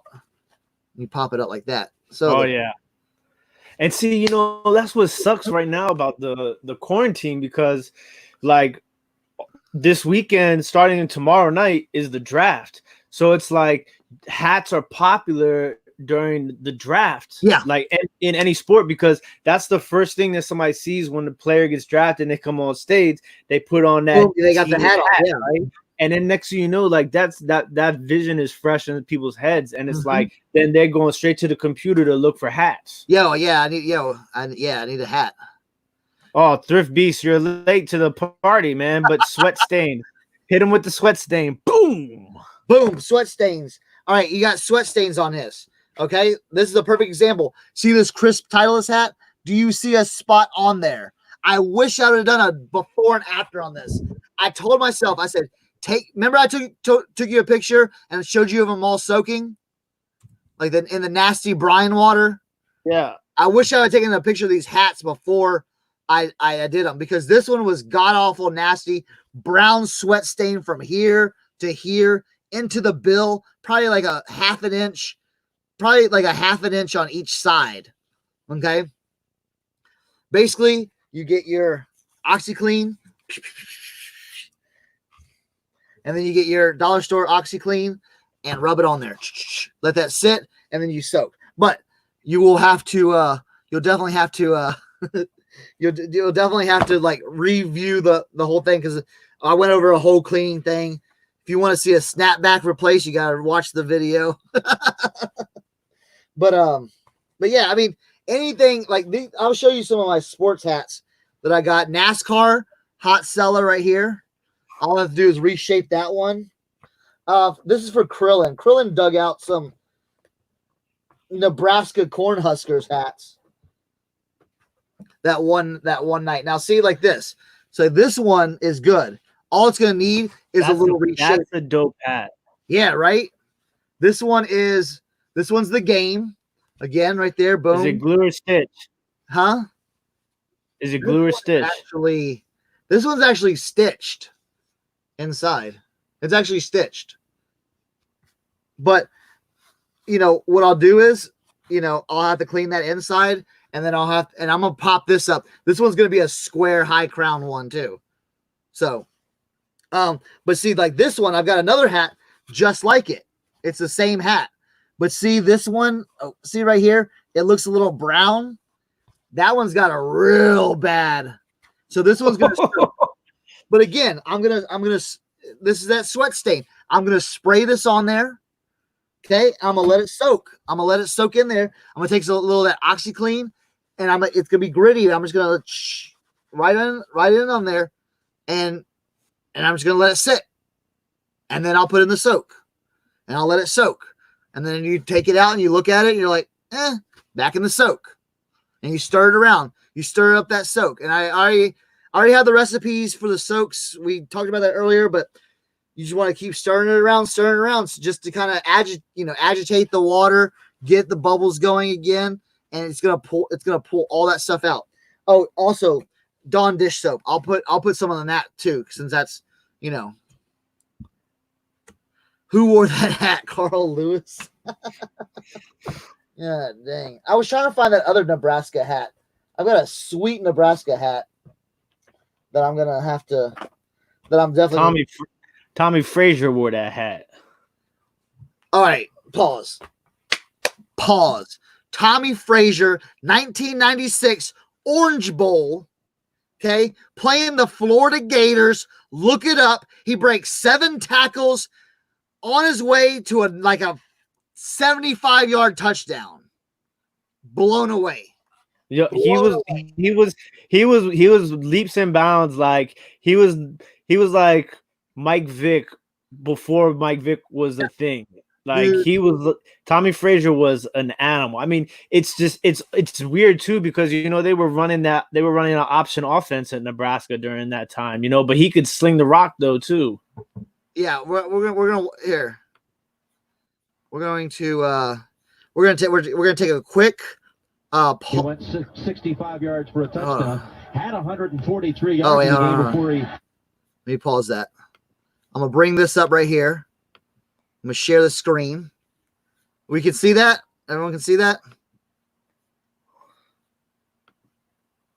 You good? You can see that? All right, perfect. You got X out that cable-free TV ad though. No thanks. The injury. So all 3 of their tailbacks are over 7 yards per carry average. Frazier added more numbers, more yards to those. They don't have any yards. Look at Tommy Frazier. He kept them feet moving. Woo! Touchdown. He was so good. Great players. I was a huge Tommy Frazier fan. All right, let's get that out of there. Oh, yeah, oh man, Tommy Frazier was my guy. Now he did not. Now, do you know why he didn't go in the NFL? He had blood clots. Blood clots in his legs. In his leg. Yeah, never made it to the NFL. But I heard he sold insurance and made a whole shitload of money.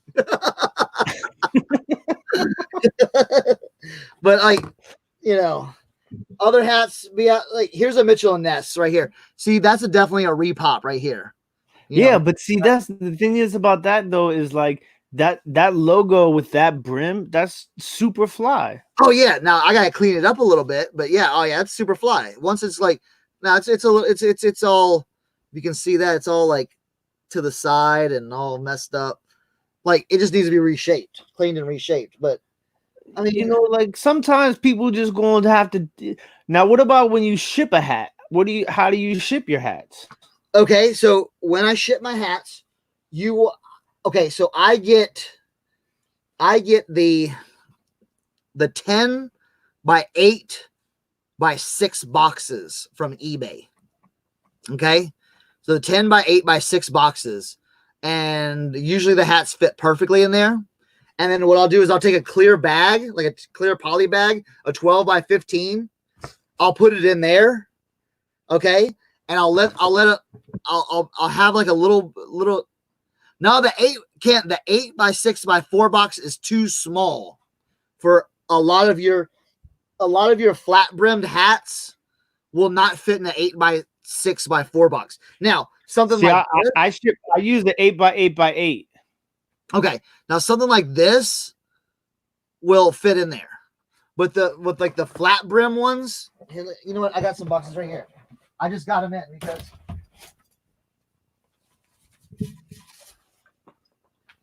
we will go to school. All right. Yeah. So this is your 8 by 6 by 4 box. And we'll oh shit. No, wait, hold on. I got the same box. I don't like the sound of cardboard on cardboard, all that. Hold on, let me grab a box real quick. Oh, they're over here. All right. All right, so here we go. So yeah, your 8 by 6 by 4 box is perfect for like small things. See this hat. So once you fold the hat in like this, okay, and then this box is completed, we'll just throw a little like that, okay. That fits perfect in there. See that? Now that's your 8 by 6 by 4 box right there. Now that's perfect for those kind of hats. But if you have something like this that has like a flat bill, it ain't gonna fit. You know, it's not no matter how it's not gonna fit. And that's where your 10 by 8 by 6 box comes in. And it fit. I'm not gonna put it together, but it fits in like perfectly. So and it still weighs out at first class? Yeah, oh definitely, yeah. Yeah, usually the more times I do it, your heavier new era hats or your like sports hats, your newer style hats, like you were showing that LA Dodgers, that Giants hat, those are going to be around 10 to 12 ounces with the box. Now, something like this Barks hat, that's kind of like lighter, your nylon, that Encino Man hat, that Laguna hat you had, that's going to register anywhere from 6 to 8 ounces. So if it's anything below like 8 ounces or 4 to 8 ounces is one price, I think. And then anything from like 10 and up is a different price. So you just kind of have to weigh them. But usually they're 8 to 10 to 12 ounces. So usually I pretty much do the same thing that you do. Like I put it in a clear poly first, and then I use the 8 by 8 by 8 boxes, and then I take newspaper and crumple up the newspaper and stuff it in the back of the hat and then on the top of the hat so that it keeps the formation of the hat in the box when I ship it. You can do that. Absolutely. Yeah. If you have something that now here's something funny. I usually do it depending on the price they paid. Mm-hmm. Okay. If someone offers me $12 on Grailed, plus, with shipping included, and I just want to get rid of the hat, I'm throwing it in the box with nothing. There you go, bro. You know what I'm saying? You basically bought a $12 hat. Now, if I sell something for, a nice hat for, $30-$40, yeah, that's going to get the nice, like the, inside, putting it inside to prop it up, put the bag over it, into the box, make it. Now, when I put the clear bag over it, I like to leave a little air. So I'll put I'll seal it really fast so it gives a little cushion, and then when it goes in the box. Now sometimes it's a tighter fit in the 8 by 6 by 4 boxes. So sometimes, but usually it's these hats. so these hats can get smashed and they'll pop back up. You know what I'm saying? So it's not something like this to where if this gets dented in, it stays there for a while. Let's check our. Ooh, I think we're good. So now, what do you do to test that? You do a little punch, put it on, or you put it on. Yeah, just make sure you ain't dirty. You know what I'm saying? Uh-oh, I didn't let it cure enough. You gotta let it cure, Chris. It did. I saw it as soon as it happened. I know. I knew it was gonna happen. All right, a little more super glue on it. But that's good. You gotta get that real test. You gotta do the test. You know what I'm saying? You don't want to send that to a buyer and that happened to them and then you look foolish. Again, that's why I said let it you gotta let it sit for a day. You gotta let it sit there for a day. Now I gotta hold that for 20 more seconds and then we'll see what we got. But yeah, all like your all overs, you know what I'm saying? You definitely want to look for that. That's hot right now. You know what I'm saying? We gotta show them. Right? Tim showed me this hat, and then I'm like, "Yo, what? Where's mine? Hold on, there it is." Windy City, bro. It's like the opposite, bro. It's like the. That shit's crazy. Wait, yours is a snapback too, right? Yeah, mine's a snapback. Mine's a New Era Hardwood Classics. Is that what yours is? Nah, mine's a Mitchell and Ness. Oh, really? Yeah. Yeah, mine's a New Era. That's crazy. All right, we're gonna let that hat sit again. So she wasn't ready. Exactly. Here's a now I'll show y'all some crazy stuff too. NASCAR does well. Dale Earnhardt, senior. Anything Dale Earnhardt, number 3. They love that shit. Like you find stuff like that, it's like, yo. Now see, this is like something you were showing me earlier. This is a 1995 like Braves hat. Oh, that's nice. Now the thing is, I did a test on this hat, and when Andy earlier asked, "Hey, should you throw them in the washing machine?" I took like 4 or 5 hats. I'm like, nah, whatever. Let me try this. I threw it in the washing machine, and it's got fuzzies. It messed it all up. This is why you don't want to do that. This is gonna go into a soak now. Like when I did my white hat soak, because it's brown right here. I'm gonna do that soak for this hat. So, and then that hat will be. I mean that hat will be ready then. You just get. And the thing is, if it needs to be trimmed up, check out this Spurs jump with that. Oh yeah, with those brims. Yeah, stuff like this. But yeah, that's gonna need a little bit cleaning. All right. So do you do a soak for colored hats? Yes. Just depending on the entirety of the dirt. It just depends on how soiled it is and how nasty it is. What Cleveland Indians hat did you have that you showed me? What year was it? 93. Oh, okay, cool. I was gonna show you. I got 95 Indians champion. Yeah. But see that again, this one needs, and this one was a promo one too. So if you usually see an advertisement for everyone, that's when you know the promo. Yeah, usually an advertisement means it's a promo hat that was given away at the stadium. So this one's got the tag on the inside that has the Indian logo that says commemorative cap. Mm-hmm. Yep. So yeah, that was paid. That was probably bought and paid for by the Cleveland Indians or the organization to be given away at the at the event.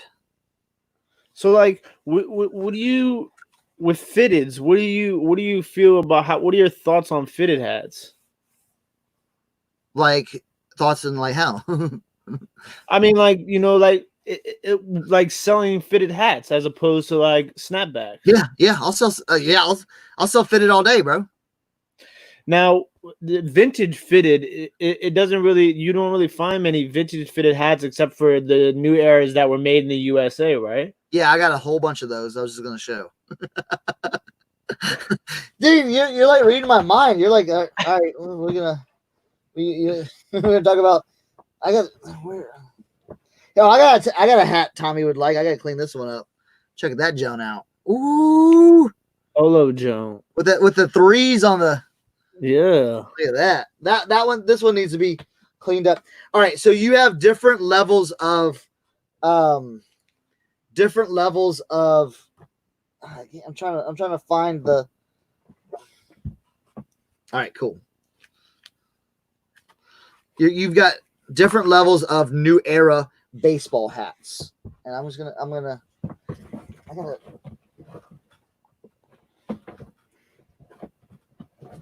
I think they're in the other bin, but damn it.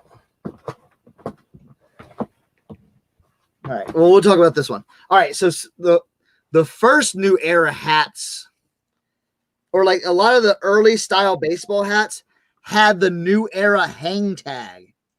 Look at that. Yeah. And that is Major League Pro model, one size fits all because it's a snapback, 30% wool, 70% acrylic. Now this one's going to need to be cleaned and reshaped because it's dingy and all that stuff, and it's like you know, kind of pancaked. But that's your old school like hang tag right there, your new era hang tag. So these are going to be worth. Now again, when we're talking hats, you're going to find hats that are worth like it's anything with vintage. You know, you're going to find that 3D emblem Harley Davidson shirt that's worth $350. Then you're going to find a bunch of Harley Davidson shirts that are worth $25, $30. If you get them cheap enough, you know, that's what you're going to, you know, you're not going to make a killing on these hats, but you're going to sell this one for $35, $40. Yeah, and I mean, if you're getting them for 50 cents to $5 top, exactly. Yeah. Exactly. Well, I watched a little bit of the beginning.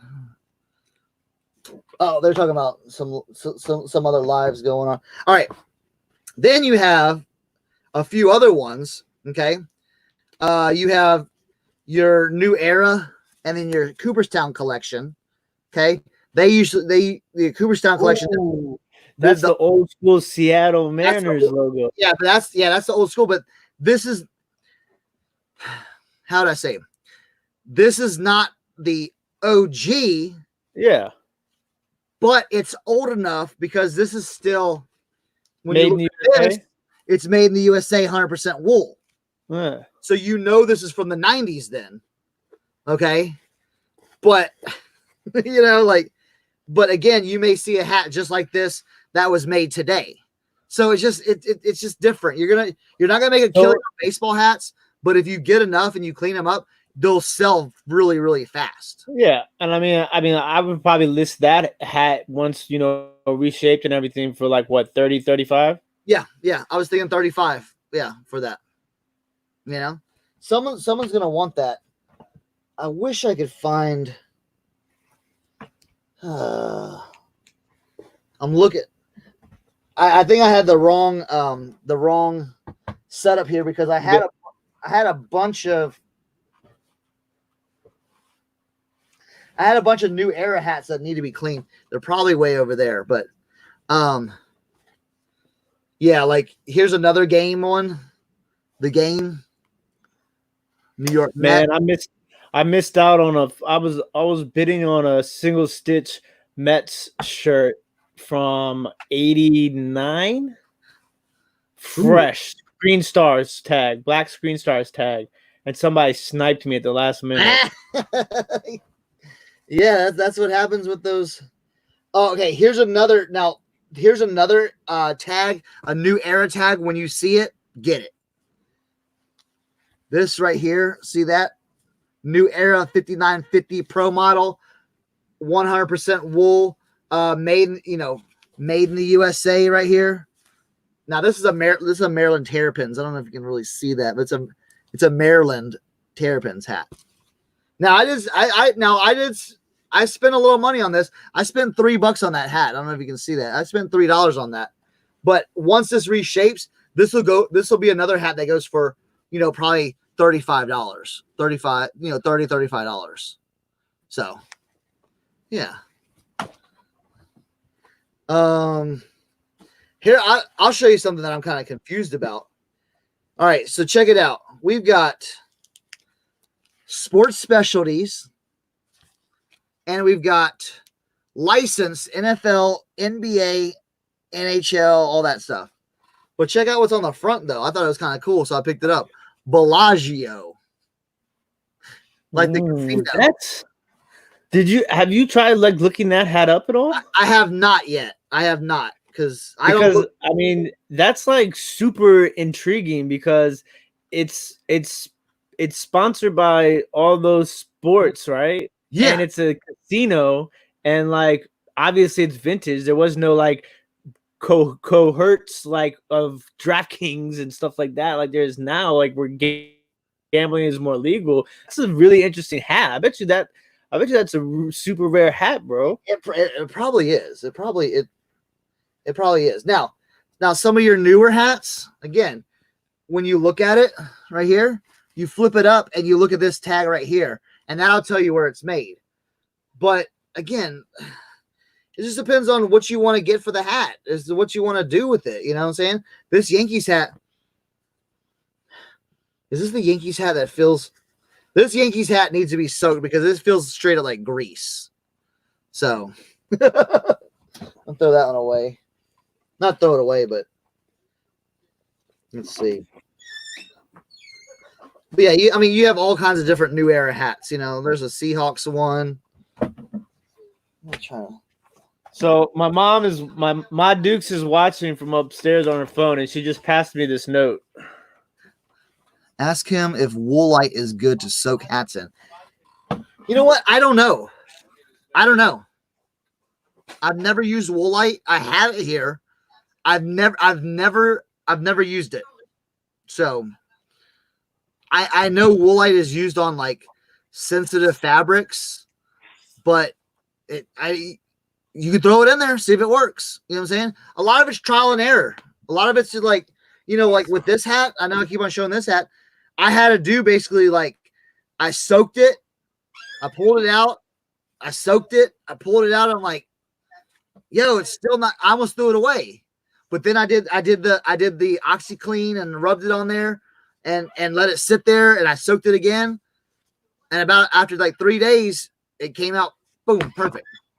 So Kent says it works good, but takes longer. My mom said we'll run it up the flagpole. Yeah, dude. Like I said, I'm not telling people exactly how to do it because like I said, all hats are not created equal. They're different materials, or different, vintage versus new versus wool versus cotton, so it may work. Hey, tell her, yo, all right, here's some hats. Try it out. Give her like 3 or 4, like, be like, all right, Ma, hit me up with that Woolite soak, okay? And see, don't give her anything crazy, but Now see,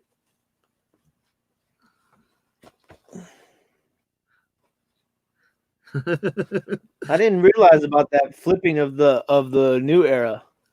Yeah. A lot of you gotta look at. I got the wrong box, but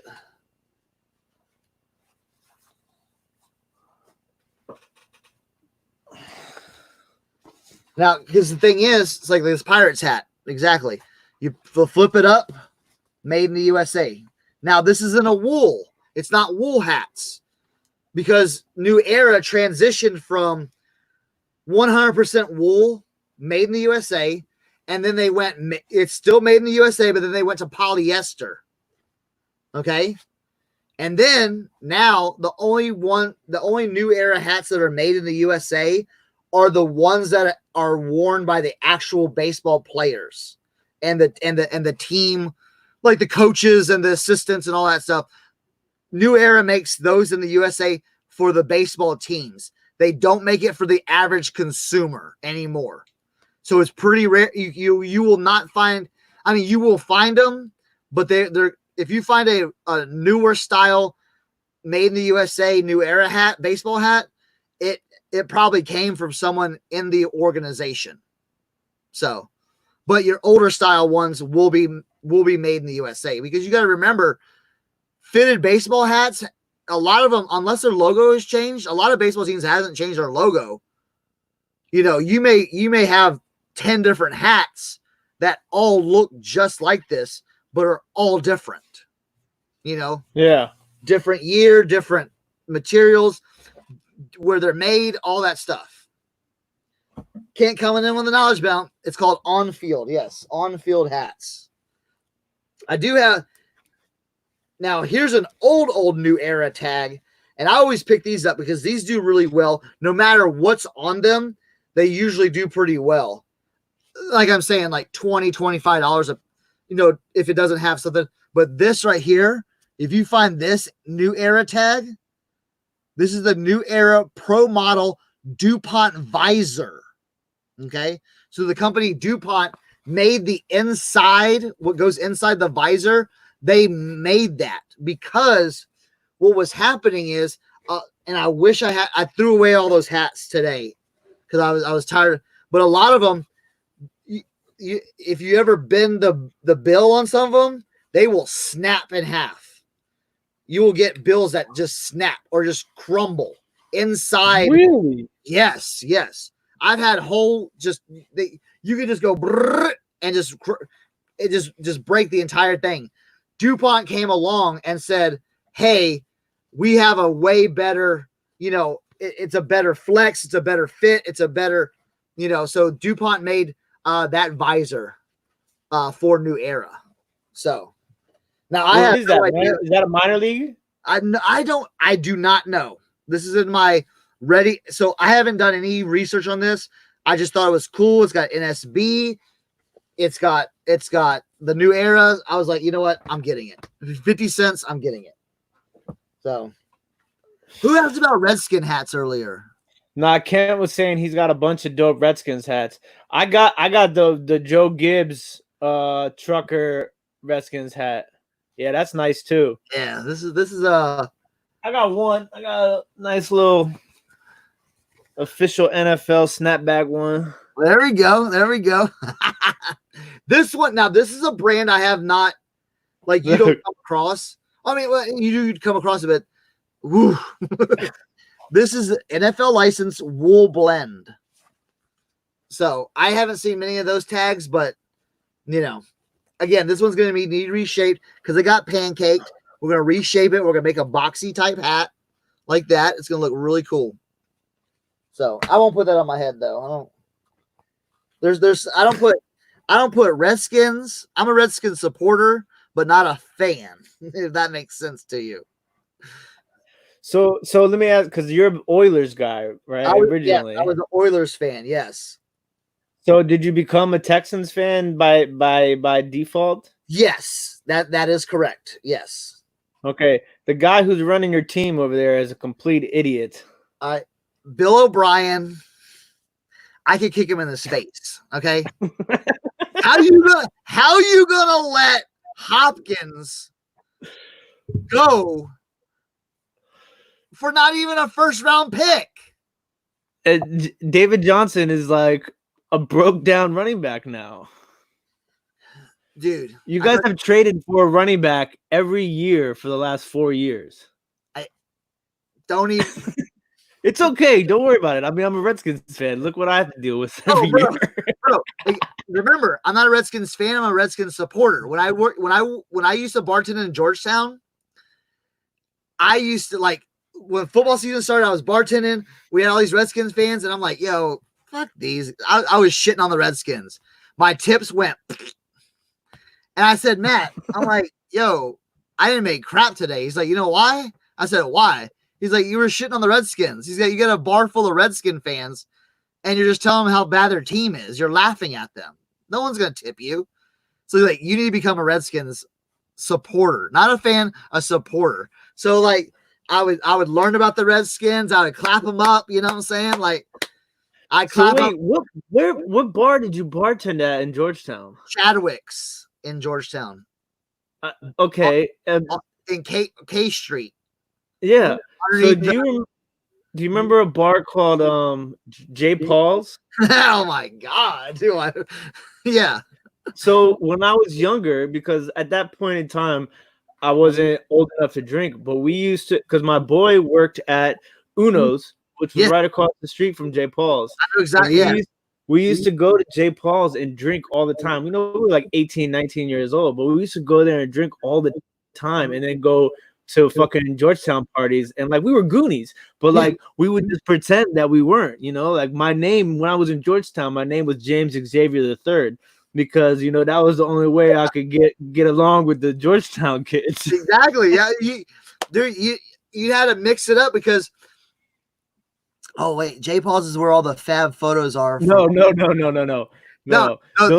Those look like third edition photos. Did you go to third edition in Georgetown? No. Yo, third edition was a slum. Us bartenders would go in there like after hours, like 3, 4 o'clock in the morning, and just start drinking. And bro, you would wander out there drunk at 8 o'clock in the morning in Georgetown, walking around going, what's going on?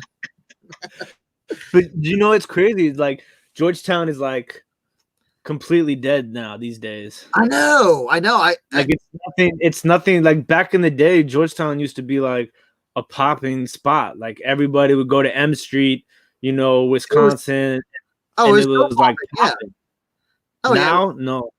Where's it at? Adams Morgan now, or is it Adams Morgan? Adams Morgan is still kind of popping because it's more like, but it's more college townish, in Adams Morgan.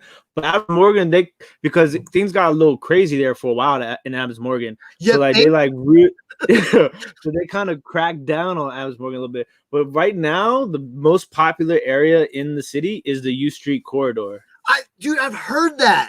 All right, so U Street, the U Street corridor and 14th Street used to be U and 14th.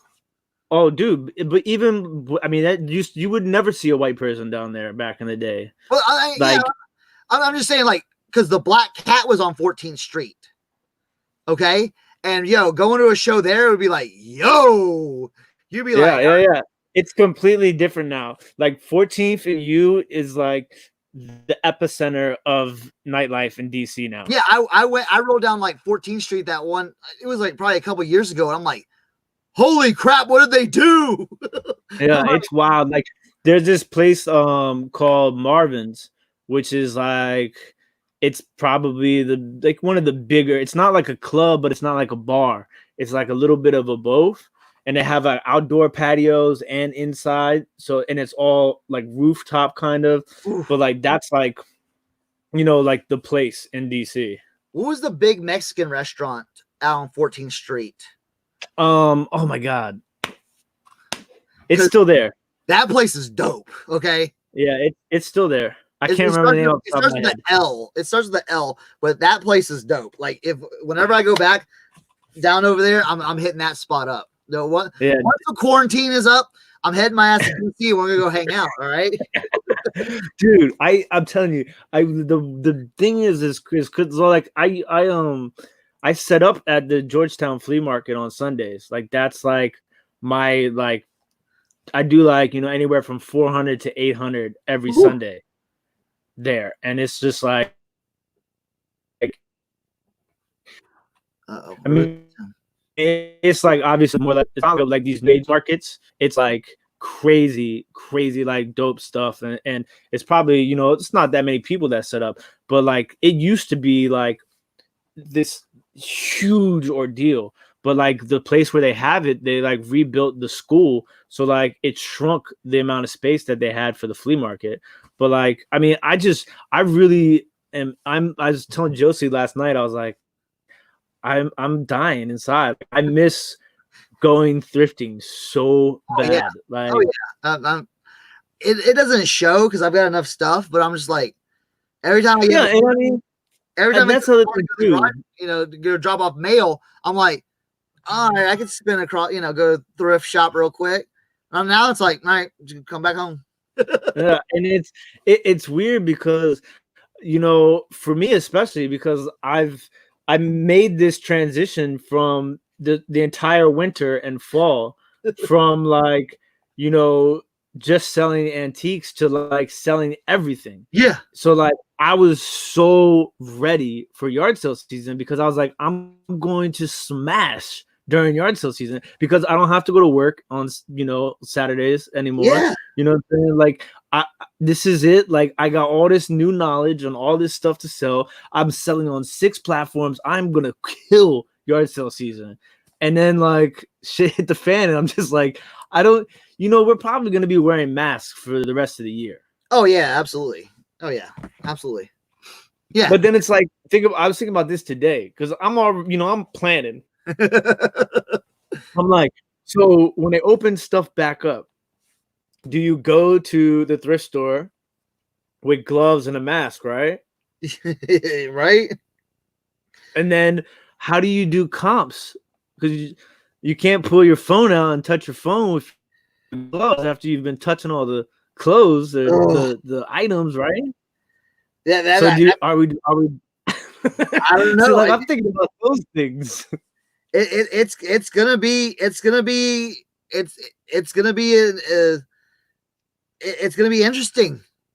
It's definitely gonna be different. It's changed. You know what I'm saying? It's definitely the way I don't know. I think that we'll have to see. We'll have to see. Yeah, that's the beauty of a money pile. Dude, I've been posting random shit every day. Yeah.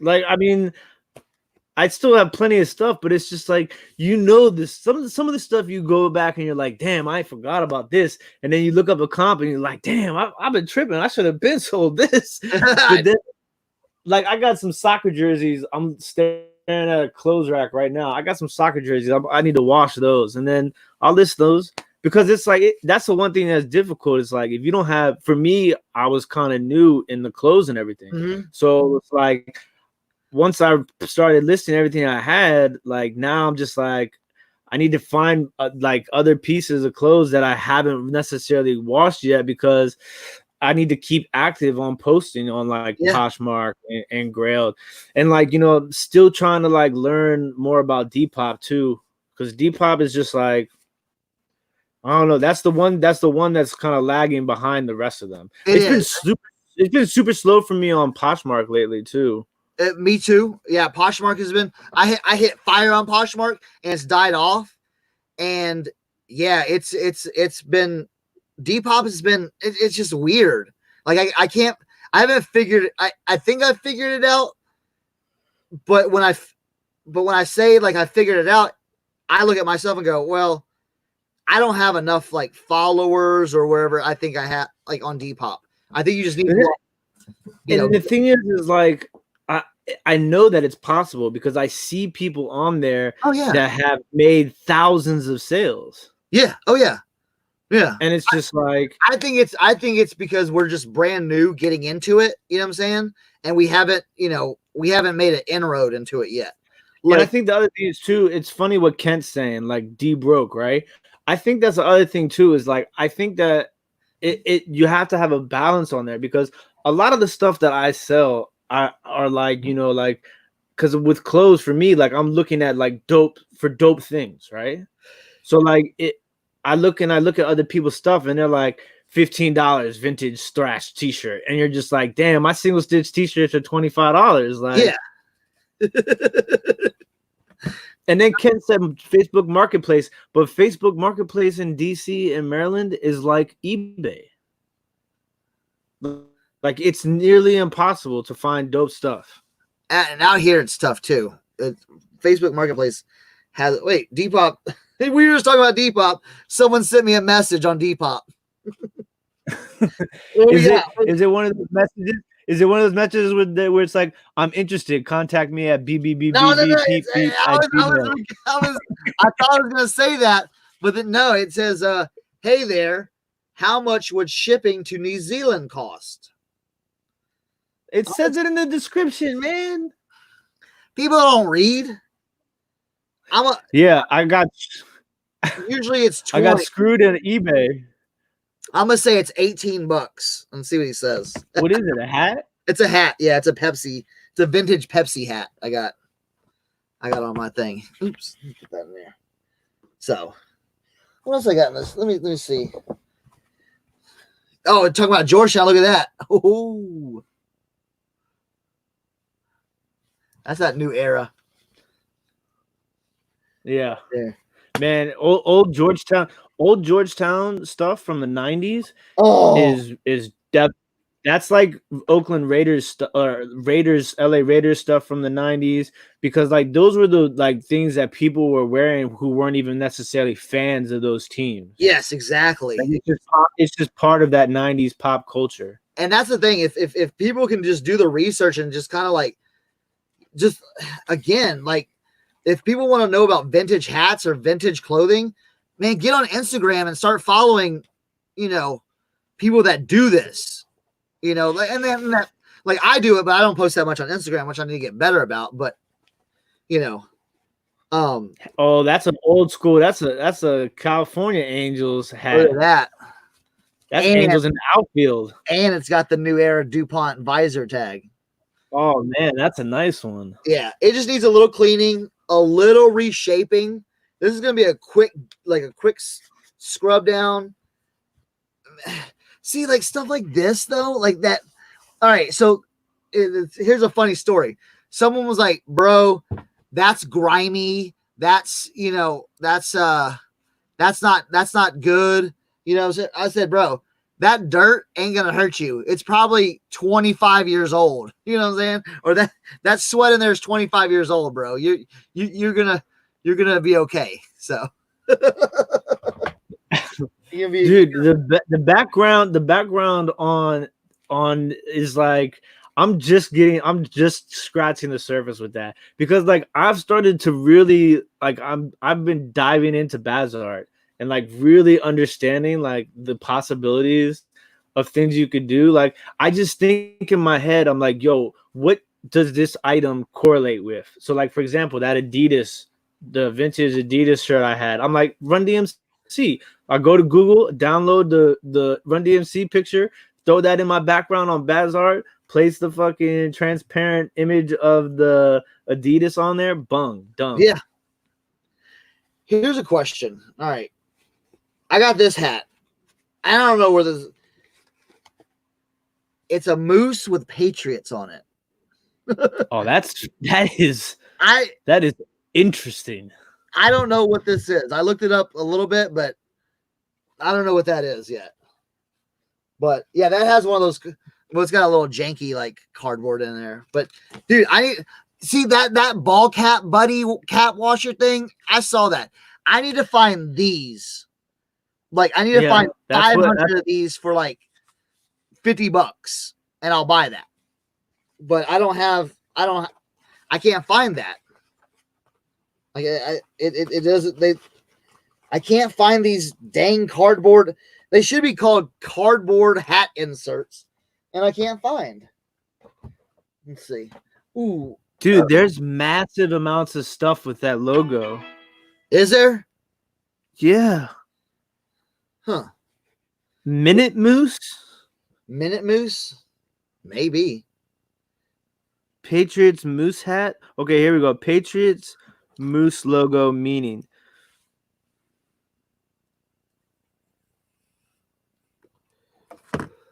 Ken said, let's split some. I can find it. All right, Ken, find those in Korea for cheap. All right? Yeah, I'm game. Yeah. Ken said, tell them to build their immune system up. All right. Nike hats. Check out that Nike hat. Okay. So it's vintage when you look at the tag and you see this beauty. If it's white and red, right? Yeah. You know what I'm saying? So that, and that's I learned that from you when I sent you the Nike tag. Oh yeah. On that jacket I had. Oh yeah, I loved it. Yeah. This one's got like a kind of a, it's not felt, but it's It's like kind of like a, I don't know what that is, like a knit, like a raised knit. So that's cool. But that one's just a lot like these hats need to be reshaped. You know, they just need to be now. Okay, this one's a perfect example. See this Timbers hat? Inside, you can just feel the grease. You can feel the grease. So this is one of those. What I would do is I would first take my Dawn dish soap and all around, just run a bead all the way around and just soak it in and just soak it in. And I would. Now, how do you rinse that out? Huh? Now this would after be you're done doing that. It would be. But I'm saying like after you put the Dawn in there. Yeah, you let it sit, okay? But then I would soak this hat, okay? I would soak it, and then it would all come out. You know what I'm saying? Like spraying it down, and then taking my brush, scrubbing it, spraying it out, scrubbing it, spraying it out. You know, it'd probably be like a 3 to 5 minute process of doing that. Now, if it was pancaked, now see the front's not bad. Now there's a little bit of staining here, or like a little bit here, but I think I can, if I just, that might need a little bit right here. So you see that right there, where it's a little right here. That might need a little bit right there. So I might soak it up. I'll just see what happens. You know, I think I will soak this hat because you can even see it on the outside. It's a little bit darker here than up here. So this hat would be soaked. Yeah. Same thing, you know, stuff like that. You know, that's gonna be soaked. And then last one. You know what, too? And I've sold a lot of these, and people laugh at like hats like this. But if you find like the old Little League ones, okay, these are the Little League ones. Usually, like Outdoor Cat makes them, and they have like the Velcro. I sell these, and they go fast too. Now you're not gonna sell something like this for a lot of money. 10, 15 bucks, right? 10, 15 bucks again. Like, you know, like a lot of times, like I'll sell these like as is and be done. Because some kid loses their hat on the baseball field and they're like, oh crap, we need a new one. They ask their coach, oh, well, we don't have any more hats left. Your kid shouldn't have left it at the ballpark. And I don't know, you know, boom, there you go. They just go on eBay and get it. Do you remember with the Red Sox hats though, where they would black out this right here? it would spell sex. You remember that? No. You don't remember that? Who remember? Anyone in the chat, if you remember that, let me know. Look. So if you look at the Red Sox, this part right here, if you just make this black, it says S and then E like this, X. Right here, that black part. If you black that part out right there. Dude, they would do that in school. They would get in trouble for that because they would be walking around with sex hats. So, I got another load over there, but talking about the bills, like the reason for the bills, like Hypodelic, I will send these to him, and he will put these on hats. So. Let's see what the Depop said. What? I got a new message. Who is someone trolling me right now on here? It says, "Are you currently selling items?" Well, I guess with everything going on, as I just said yes. So, well, dude, I'll tell you what. I have 2 orders on Grailed that I shipped out. They're stuck in New York. Are they? Like, it went in Jamaica. Are they going overseas? Yeah. Oh, well, that's just no, they're not stuck in. They're not stuck in. I mean, they might be stuck in customs, but sometimes it doesn't update until it gets to the country. Oh, you see what I'm saying? Yeah, because Jamaica, New York is where like a lot of the hub is. Yeah, a lot of the stuff that international goes. So it won't like say you're sending it to like, you know, the UK or like, you know, wherever. It won't update the tracking until it's in the UK. Because I had something with Australia. I sent some stuff to Australia. Some people bought, you know, for that charity auction, the bushfire auction. I sent some shirts to Australia and it did the same thing. I was like, yo, did it get stuck? Did it get stuck? And then all of a sudden, once it got in Australia, it was like, boom, here's tracking again. So yeah, I have one that's going to New Zealand, and it's been in New York since April 11th. Yeah, that's fine. Yeah, it's just the last stop. Oh, he wants a hat. We're talking about hats, and this dude on Depop wants a hat. What's the? Yeah, it's not fake. Look, see, I'm messaging right now. Well, I mean, I messaged yes and then no because he said, "Are there any flaws in your black BMW hat?" And I said no. So, again, you know, you don't have like, you know, like add anything else besides the no. No, just like if he wants it, you know what I'm saying? See, man, I'm like, I like write like. I have like a scripted response where I'm just like, you know, I answer the question and then I'm like, please let me know if you have any other questions. You know, now Tim, as it progresses, I may get a little bit more wordy. But see, right now, I'm like backwards. Once it progresses, I start getting real like hood. I'm just like, all right, cool. There you go, Kent. Less is best. He asked the question, I answered it for him.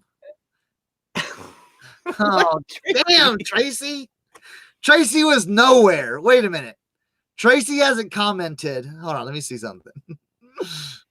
Since 20 minutes ago, and that's what she says.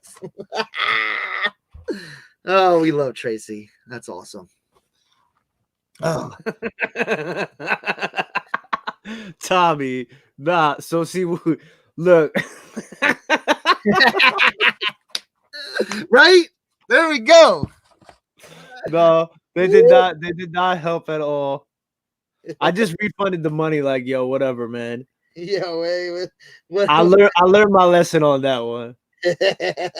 Cause look, I thought I was good. I was like, you know what? I'm about to stick it to this dude. You know what I'm saying? Like, he's gonna be blown because, you know, I've clearly said the VHS doesn't work. But I messed up because I put used and not parts, not working for parts. Yeah, parts and labor. Hey, golf hats are still selling, by the way. Golf hats are still selling. Just let everyone's like, I can't go outside. I'm still selling golf hats, so don't be don't check out that Mickey hat. Ooh, little yin and yang. Yeah, this one's pretty sweet. That's that Mickey Unlimited. That's made in Hong Kong, but that's still dope. You know, I saw that 50 cents. $15. Yeah, 15, 20 bucks, you know. 15, 20 bucks. How about a sale? I'll tell you what. Hey, here's the tank sale. All right, here's the tank sale. Okay? If you want a box of hats, okay, here's the deal. Okay, since we talked about cleaning and restoring and all this stuff, I'm not gonna give you, it's not gonna be anything crazy. 10 hats, okay? 10 hats. I will ship it to you. Okay? 10 hats, $30 shipped. Dude, you should blow up Instagram with that. 10 hats, $30 shipped. Anybody that's in the chat or whatever, I might throw it up on Instagram, but yeah, anybody in the chat right now, you know, if you want to work on some of these hats with us in quarantine, you know, and see what happens, I'm not gonna give you anything crazy. $30 shipped, 10 hats. I'll ship them in a box just like this. Boom, ready to go. You know what I'm saying? Look, that's the dude I was telling you about. Oh, Midwest Bargains. Okay. Yeah, Tim was just telling you we should hook up. What kind of hats? Just it's going to be a hodgepodge of hats. Okay. Some trucker hats, some golfing hats, some whatever. You know what I'm saying? That puts it, I'm thinking, that's going to be about 2 pounds to send. So anywhere it's going to be like $8. So yeah, that's, less than $3 a hat, maybe like $2 a hat because you're paying for shipping. So just let me know. Hit me up on my Instagram, Midwest Bargains. Hit me up on my Instagram. I'm going to take care of y'all and we'll do that. Shipping Sunshine. Yeah. $2 a hat. You know what I'm saying? Plus shipping. There you go.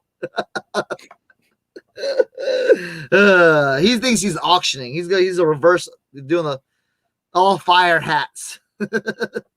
Yeah, just hit me up. You know what I'm saying? I'll post it on Instagram. Just because we went over it, just because we talked about it, and nothing's gonna be. It's not gonna be shit. Okay, like I got rid of all the shit hats. Everything left in my hats right now is stuff that needs to be either cleaned to a degree or needs to be just reshaped. Okay, so the things that we learned tonight, we can just reshape. You can reshape them. Test it out. Maybe do a soak. But I'm not gonna send anything. I'm not gonna send anything like dirty. But I'm not gonna send anything that's worth like a WWF hat that's worth $200. You know what I'm saying? So. Let me ask you, is that one giant clothing rack? What is that? Yeah, bro. Like, how is it? Like a pole that you just put up, like a basketball pole? Two levels? You want to take a little tour again? We'll do a tour. We'll do a tour to end out our little, session. We're going, 2.5 hours. Let me make sure I unplug everything. Well, I don't want to accidentally unplug my my webcam. So, all right, easy.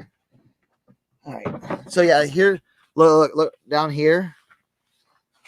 Here's the boxes of hats right here, underneath that all, and then that's where I threw all the hats. All right, so let's go for a tour. All right, let's see. Make yourself big. Pause. All right, yeah, yeah. All right, here we go. Now I turned off some lights but yes, this is all the way back here. That's double, like two racks of clothes. Is it listed? 35-40% of it is. So, but I got all these jackets here. Now this is all listed. Okay. I told you, Jacob, this dude is a legend, man. All right, here I got some more light. And then all here. So I got like jerseys and stuff like that, more shirts. Down here's like shirts. This is all like band t-shirts. Here, let me pull it. Here, I don't want to get y'all sick. You can't really see it, but yeah, this is all band shirts. Sweaters up here. More stuff right here. This is like a stack right here. See this right here? That's like a stack of polo right here. And then there's like polo over here. More shirts right here. Up here is just like, and then this stuff is kind of like unorganized right here. So, and then I have another rack over here. Right here. All this stuff. But all that is listed. So that's good. This whole rack right here is listed. Half this rack is listed. Half this rack is listed. Half that rack is listed. So it's about 40%. Yeah. 40%. And then I'll show. Now this area right here is all shit right here. It's just like boxes and stuff like that. But this is how I have my hats stored right here. If you can see that. So I have the boxes up on top of each other. So yeah. You see, so 1, 2, 4, 5, 3. So if I have a hat that's like in box 5, I just come over here and just like, all right, take this box out and look for it. So, and I've got some more stuff up here. But this is all my hard goods stuff right here. So, and then the tanks are sleeping.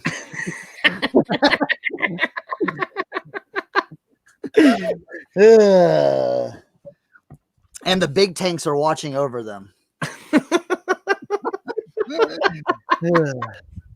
Oh, here's another. If you can here's another bin of hats.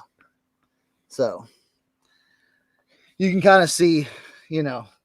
And then this is all bags right here. Oh, let me make myself big again. This is all like bags and stuff stacked up. Well, you know, that pile. I was just about ready to say you've come a long way since the belly flop day. Oh yeah. This stack over here used to be like up to here. Yeah. So I've got, and then that's gonna be all hung up there. So I'm making room like in this little area right here for that stuff. So yeah, that's the little the setup. So pop that there. Ooh. So Jacob asked if you had any Denver Nuggets apparel. I got a Denver Nuggets hat buried over here. Let me find it real quick. Good, I get to put all my hats back in here. Oh, dude, that was like the first hat I showed. I don't know where it's at. There's that Bullets hat. Can you see my ass hanging out? No, you're good. I'm good. All right. I got a Denver Nuggets hat, but it's not new. It's a repop. Where did I put it? See, when you got this many hats, you don't know where everything. Nobody wants a Carmelo jersey, man. Huh? Krillin was like, I got a Denver Nuggets Carmelo jersey for sale. Oh, here we go. Check that out. I mean, it's not vintage. It's a 47 brand, but that's my one Denver Nuggets Joan I got. There's Mel. Mel, we're talking about Daggy to Swaggy. That's been all night. Daggy to Swaggy. You want that? All right, I'll put it aside for you. Now, do you want this in one of your hat lots? Let me know. I'll throw that for what's his name? Jacob? Yeah.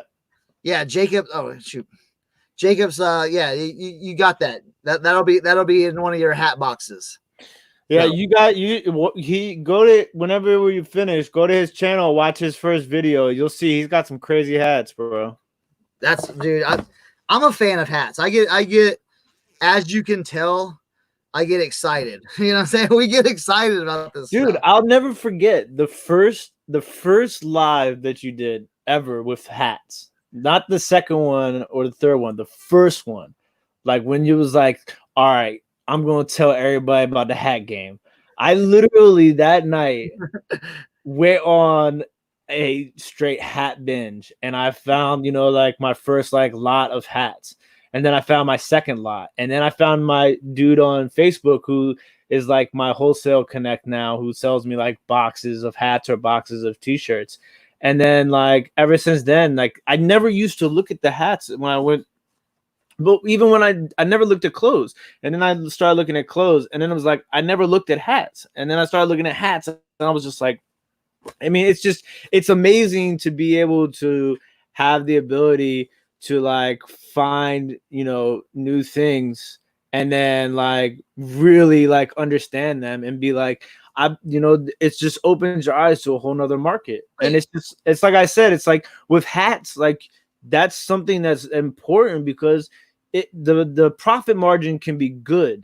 It might not be like a large amount of money. I mean, you get lucky every once in a while, obviously, right? Yeah. But like you can post that on every single platform. And bro, like Ken said, you can, like we've said, you can store them easy, low cost. You know what I'm saying? And then also, here's the pictures. Now, this is what I like to do. 1, 2, 3, 4, 5, 6. That's exactly what I do. That's it. That's all you do.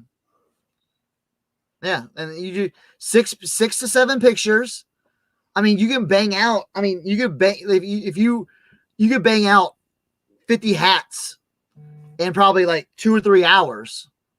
You know what I'm saying? And then like pictures and then listing them. You just, a lot of times what I'll do is, and what I've done is I'll take hats that are similar. So like I have like a bunch of like golf hats, you know, Titleist and FootJoy and Callaway. Yeah, all that stuff. And I'll take picture. I'll put those all in the same box, and I'll put those all in here. I'll list them all like together. So what I'll do is when I list, I'll do this hat. Say I'll do this hat first. Titleist, golf, blah blah blah. Yeah. Send it. Create similar. Next one. Drag in the pictures. Boom. Done. Yeah. Same thing. And then I'll do new air. So sometimes you don't have to. All you have to do is like maybe change the brand and a few items in your description, and you're done. And then once you and then you store them, you store them, and then when they sell, boom, you just throw it in a box, put it in the bag, ship it out, and you're done. So low returns on hats. The only time I've had a few returns, they're like, yo, it doesn't fit. You know what I'm saying? Like, and twice it's been my fault.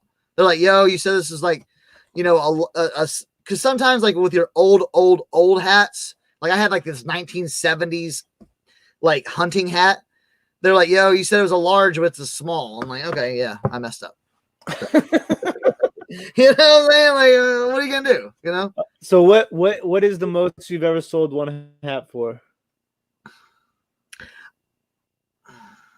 I had a fitted, not fitted. I had a mesh foam Bigfoot, like the monster trucker hat. And I sold that for $85. So that's been my biggest. Again, a lot of this stuff I have is like bread and butter, type stuff where it's like, a couple times you get lucky, $40-$50, But yeah, the Red Man tobacco hat that I sold, that's the most I got for a single hat so far. And how much did you get for that? I think I had that one I got for I got rid of for 40. Yeah. But I have two, and that one had a little bit of like wear on it. The other one I have listed for $50 right now. Yeah, I mean, you're not gonna make it. Like I said, there are certain hats out there. There's certain hats I saw today that someone sent me. I'll tell you, Kent sent me this picture. He's got two, and I swear to God, I keep on hounding him like, bro, tell me if they're this. Tell me. He's got two Cat diesel power denim trucker hats. Now, if these are Louisville Manufacturing Company hats, they're like $250 hats each. Because these are comps that are sold. You know what I'm saying? So if those are what I think it is, he's sitting on some money. It's right. It's only money, right? Oh, I love. Damn, he sold a vintage John Deere denim for $213. Yep. Yeah. So your John Deere, it's a K products, and then denim is super hot right now. If you have the denim K products or the denim like Louisville Manufacturing Company stuff, that's the stuff that's super, super hot. So Mel, someone sent her 65. Yeah, that's about $50 US. Dude, people will pay that. If you think about it, it's crazy. People pay $25, $30 for I mean, they'll pay $15, $20 for this hat. So you get enough and just you start pumping it out. So, yep. See, Jacob said it was a Louisville Manufacturing denim trucker. Oh my, yeah. Those are the super bolos. Those are the ones you come across and you're like, oh my God. Like, you're like, I don't even need to shop for anything else while I'm here right now. I'm just gonna take this and check out. You're like, did I just find this? Like, oh my God. Yeah. And then shipping's super low too. Like it's all going to run first class. unless someone buys multiple hats. And I've even had people buy 2 hats, and the hat, if they buy 2 trucker hats, it's still going first class. I sent 3 trucker hats first class still. So yeah, shipping's always low. It's a good market. I mean, like I said, like you can't go like to a garage sale or a thrift shop and not look at the hats. Because the time you don't is when that John Deere hat. Now this isn't, now to me this is not a high price hat, but if anybody knows, these go pretty good. The Marlboro Lizard Rock Jones. These have done well. So I didn't even know I had that. That was sitting in a pile. It was just sitting there like, oh, God dang. I was looking for them. Yeah, I think my kid put them away. I don't know where he put them. I had all those New Era hats, but yeah. So, but yeah, that's it. Tim, you got anything else? I think we're gonna wrap it up. This was amazing. I'm just glad we finally got to do this show that we were talking about doing for so long. I know, right? Oh, here's one last thing. A call out to everyone. If you find a hat, okay, it's a yellow with the felt, like the thin felt. Now this has a P on it, okay, and it's the new, like the old school New Era, the mesh, this kind of yellow. If anybody comes and it has a C on it, I want it. Okay, I want it because I played T-ball baseball on the Cobras, and the hat was just, I know it, it's ingrained in my brain, was just like this. It had the felt and everything because I remember rubbing on it. All right, I remember rubbing on it when I was playing baseball. I would have it on, and I was just like, if anybody finds a hat like this yellow, it's like that mustard, it's like that French's mustard yellow with a C. It's just like a C that has like the little felt and like with the snapback and everything. You find that, I want it. Okay, but again, these hats, bro, these old Little League hats sell too. They sell. So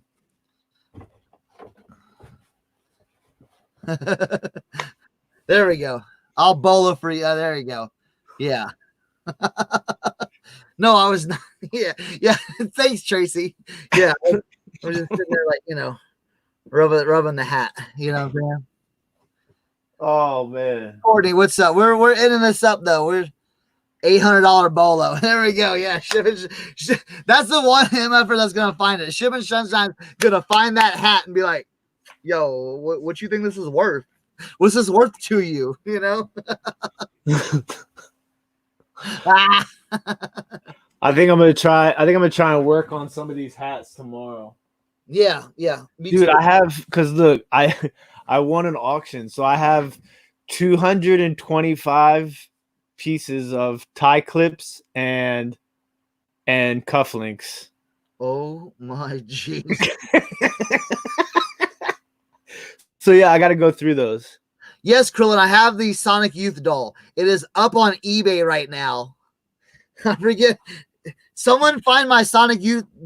Kent, if you're still in find my Sonic Youth doll. That's on and post a link for Krillin so you can see how much I got it up for.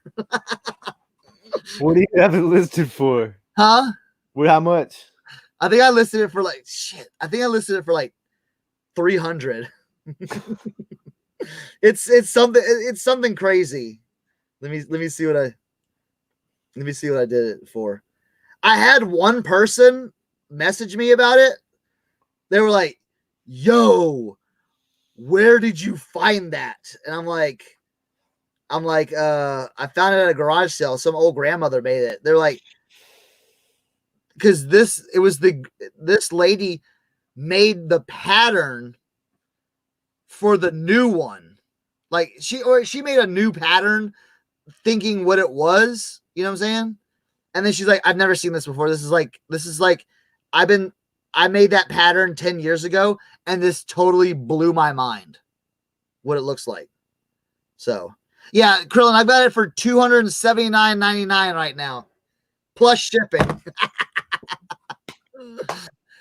Someone's gonna get it. Someone's gonna get it. Yeah, dude, I got it. Yeah, I got it.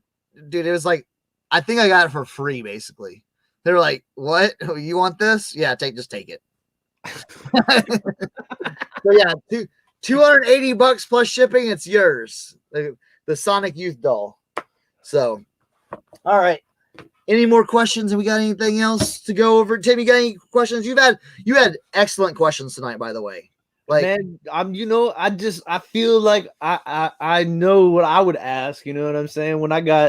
It's just like those are the things that are important. So yeah, we went over a whole lot tonight. We did. I hope hopefully people learn something. I got hats like back here. Hold on, I gotta mess up my web camera. You know what you need to do is you need to just make do some pre-recordeds of the process of your hats. Like just do a whole series of pre-recorded hat videos. That sounds like a great idea. You know what though? I hate pre-recorded. I know you do, but I'm just saying, like I know. I do. I know I do. So many people have said that. They're like, yo, you need it. I'm like, maybe I'll get to it. I might get to it. I might, yeah. You know me, I like to push you, that's all. I know, you push. That's good. Yo, check out that. I'm still waiting on my official Cernoch single stitch, man. Dude. All right. See, these were all things. All right, Jacob wants to know how much the hazmat suit is. We might have to put that on before. Well, anybody that missed it, stick around. Anybody, don't leave yet. I got 24 people. We're gonna end out the show in the hazmat suit. We're gonna tell everyone bye. There we go. Oh, it's still got my hat in it. My chef hat. All right, we got, like I said, we have hazmats and snapbacks tonight. Hopefully y'all learned something. All right. I'll be auctioning off the hazmat suit if anybody wants it. You can't breathe in it, so I don't think anything's getting in your. I'm dying in here. I can't. I gotta see. I need like an inside windshield wiper. You know what I'm saying? Like, so. All right. I want to thank Tim for hanging out. All right, Tim, aka the Gangster of Glass, aka the Fenton Fiend, aka the Hobnail Homie. All right. Thank you so much for coming in. Yes, Jacob. Starting bid $999.99. All right, on that, we're going to be out. Thank you for everyone coming by. See y'all later. And we're out. Peace out.